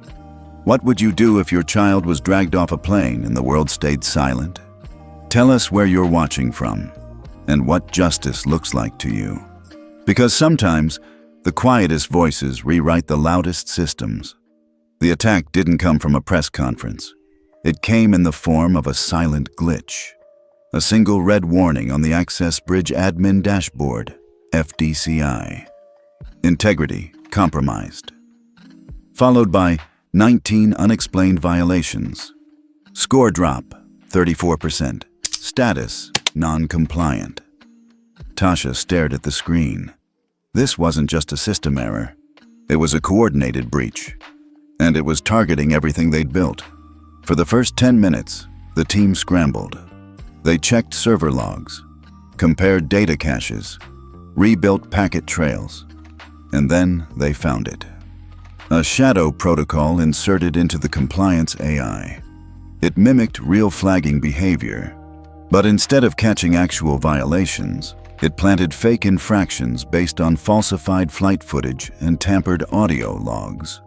Someone was trying to make Brooks' protocol look like it couldn't be trusted, and they were doing it from the inside. By noon, the sabotage had spread to 7 partner airlines. 3 airports went on alert. 1 airport in Turkey suspended FDCI use altogether. News outlets started calling it the protocol collapse. Tasha didn't sleep that night. The next morning, a whistleblower from inside Aerolux International came forward. Encrypted email, no name, just a screenshot of an internal Slack message from the chief technology officer. The faster Brooks collapses, the faster we go back to normal. If she can't speak for herself, she shouldn't be writing rules for us. Tasha froze. This wasn't just sabotage. It was personal, and it was cruel. That afternoon, Access Bridge called an emergency meeting with the FAA and IPEC. 26 leaders joined the video call. Screens everywhere, faces tight, voices clipped. And in the center, Liana. She sat silently, didn't type, didn't look upset. Just still. When the third speaker began downplaying the breach, calling it technological turbulence, Liana finally raised her hand. Tasha held her breath. Her daughter typed one line. If turbulence made you cruel, maybe the system was built wrong to begin with. Dead silence, then a ripple of nods. The FAA asked for 72 hours to investigate. Tasha wasn't waiting. She activated a feature they'd kept private, a real-time passenger verification pilot program. Every flagged violation from the past 48 hours was pushed to the actual passengers involved. In under 6 hours, 94% of the so-called incidents were denied by passengers themselves. I was never denied service. No one ignored me. That didn't happen. The credibility of the shadow attack collapsed in real time, but Liana wasn't done. She made one final move. She published an open letter, handwritten, scanned, and sent to every major airline CEO in 12 languages. I don't want to run your systems. I don't want to tell your crews what to say. I want to sit in my seat without being hurt. If that's too much to ask, maybe the problem isn't compliance. Maybe it's you. Liana Brooks. The letter went viral, not in the trending hashtag way, but in the sent silently across boardrooms kind of way. CEOs stopped speaking publicly. Aerolux's CTO was suspended. The breach report was submitted to the DOJ. And the most powerful move came not from Tasha or the FAA, but from Heathrow International, the busiest airport in Europe. They issued a one-line policy update. Any airline that does not meet minimum FDCI revalidation will be denied runway clearance until further notice. 23 airports followed within 48 hours, just like that. Liana didn't smile, but she looked out the window that evening and whispered, "They can take shots at me, but they can't break what I made unless I let them." Tasha stood behind her, quiet, proud, exhausted. "Is this what justice feels like?" she asked softly. Liana didn't respond. She just opened her tablet and typed one last line before going to bed. "No, it feels like accountability, and it's louder than justice." The system hadn't just survived. It had defended itself. Because this time, the voice they tried to erase was the one rewriting their rulebook. 6 months after the day Liana Brooks was dragged off a plane, every flight crew in America had to learn her name. Not because they wanted to, but because the FAA made it mandatory. The final ruling came on a rainy Monday afternoon. Tasha had just finished reviewing her 77th compliance proposal when her phone lit up. A single-line message from the FAA ethics director. Full adoption approved. FDCI now a condition of certification for all domestic and international operators. That meant one thing. Any airline that wanted to land on U.S. soil had 90 days to install, train, and prove live compliance with the Federal Disability Compliance Index, or be stripped of flight authority. And they weren't alone. ICAO, International Civil Aviation Organization, issued a near-identical mandate. EASA in Europe followed. SkySure, the global aviation insurance body, announced they would no longer insure airlines that failed to pass FDCI audit. The dominoes weren't just falling, they were enforcing each other. In internal airline briefings, managers groaned. Some claimed it would slow onboarding. Others said it would confuse legacy crews. One executive wrote, "We're being held hostage by the feelings of a mute teenager." That executive was fired the next day, publicly, by the board, in a shareholder live stream. The announcement read, "Vision requires empathy. If your leadership lacks both, you do not belong in aviation." It was the most expensive personnel decision in company history, but it saved them $130 million in compliance delays. While the industry scrambled, Liana and Tasha were quiet. They didn't gloat. They didn't speak to media. Instead, they focused on the next layer of change. Because FDCI handled infrastructure. But the next battle was about behavior. That's when they unveiled it, quietly, and with almost no press. A 9-page PDF sent directly to regulators, airports, and airline boards. No branding, no logos, no signatures. Just a title, the Flight Justice Index, an evaluation of moral behavior in transit environments. Each flight crew and passenger would receive a dynamic rating, not based on stars or satisfaction surveys, but on nonverbal behavior, conflict resolution, and engagement with vulnerable populations. Not to punish, but to reveal. The algorithm wasn't biased. It didn't care about skin color or accent. It tracked patterns, interruptions, tone shifts, microaggressions. It flagged crews who consistently overlooked wheelchairs. It highlighted passengers who showed protective behavior toward others. It didn't judge. It just measured. And over time, it painted a picture of who we really were. 35,000 feet above judgment. Initial pushback was brutal. Flight unions called it invasive.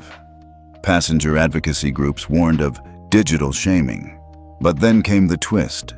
Seattle-Tacoma Airport announced that every crew with a Flight Justice Index score above 90 would be fast-tracked for terminal access, premium lounge routing, and top-tier contract reviews. Air Japan offered bonuses for top-rated cabin crew. Delta installed live dashboards in break rooms. Suddenly, airline culture wasn't just about safety, it was about respect. And Liana? She watched it unfold from the sidelines. Her face never appeared in ads. Her voice never echoed in speeches. But her name? Her name became the baseline. This crew scored 87 on the Liana standard. This airline just dropped below the Brooks benchmark. Passenger complaint rate against flight justice rating is inconsistent. Re-audit recommended. It wasn't just protocol anymore. It was identity. The final change came during a panel summit in Geneva.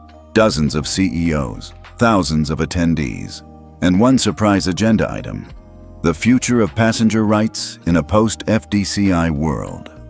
Tasha wasn't on the panel. Liana wasn't even invited.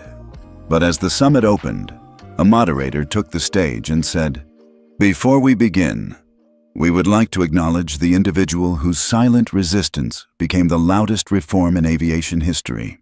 Then came the slide. Just a black and white image of Liana, facing away, seated in her chair, holding her tablet in her lap. No caption, no quote, just her. And the audience stood up, quietly, together. The seatbelt sign had just turned off when Tasha glanced sideways. Liana was already settled, tablet in hand, stylus resting lightly between her fingers. Flight 713, Newark to San Francisco. right back on Vortex Air, the very airline that had once dragged her daughter from a first-class seat like she didn't matter. 1 year ago, this cabin felt like a battlefield. Today, it felt quiet, like the storm had passed. And in its place, protocols, policies, and people who had learned silently. The flight attendant came by, young, Hispanic, nervous, maybe new. She leaned gently toward Liana with a practiced, respectful smile. "Hi there, my name's Anna. Just wanted to check, would you prefer to communicate through your tablet today, or would you like to show me your preferences manually?" No pity, no tension, just kindness, without the performance. Liana nodded, typed quickly. "Tablet is perfect, thank you." Anna smiled again. "Anytime. You let me know if you need anything else." She walked off, no lingering glances, no awkwardness, just dignity. An hour into the flight, a man across the aisle grew irritated. Middle-aged, loud, restless. He snapped at another flight attendant. "Do you have to keep checking on that girl every 5 minutes? She's not some charity case." The words hit the air like turbulence. A few passengers looked over. Tasha felt her hand curl, but before she could say a word, Anna was there, calm, firm. "Sir, that's a violation of our passenger ethics code. I'm going to need you to lower your tone and refrain from commenting on other guests." "Are you serious right now?" the man scoffed. "Very. We follow the Brooks Protocol. Every passenger deserves peace. If you continue, this may affect your clearance profile with future carriers." He blinked, swallowed, didn't say another word. Liana never even looked up. They landed on time. No drama, no notes, no violations. But something else happened. As they waited to disembark, Anna returned. She kneeled down slightly beside Liana, voice low. "I just wanted to say, I know who you are, and I wanted to thank you. My cousin's in a wheelchair. She flew for the first time last week. Said it was the first time she didn't feel invisible." Liana didn't type anything. She just reached out and touched Anna's wrist. Soft, gentle, grateful. Anna smiled and left. In the terminal, Tasha walked a step behind her daughter. She watched as gate agents nodded politely, as signs read, "FDCI certified," in quiet silver. As a mother with a child on crutches was helped first without having to ask. It didn't scream reform. It whispered it. Later that night, Liana uploaded a journal entry. No hashtags, no public post, just a personal file titled Final Descent. Inside it read, "They no longer ask me if I can speak. They ask if I'd like to be heard. That's all I ever wanted." Then she closed the tablet, rolled toward her window, and watched the stars settle into place. And for the first time in a long time, Tasha didn't feel like she had to protect her daughter, because the world had finally learned how to listen without needing a voice. Would you ride quietly on a plane, knowing your silence helped change how the world treats people like your child? Tell us where you're watching from, and who you're fighting for, even if they never say a word. Sometimes the loudest legacy is quiet.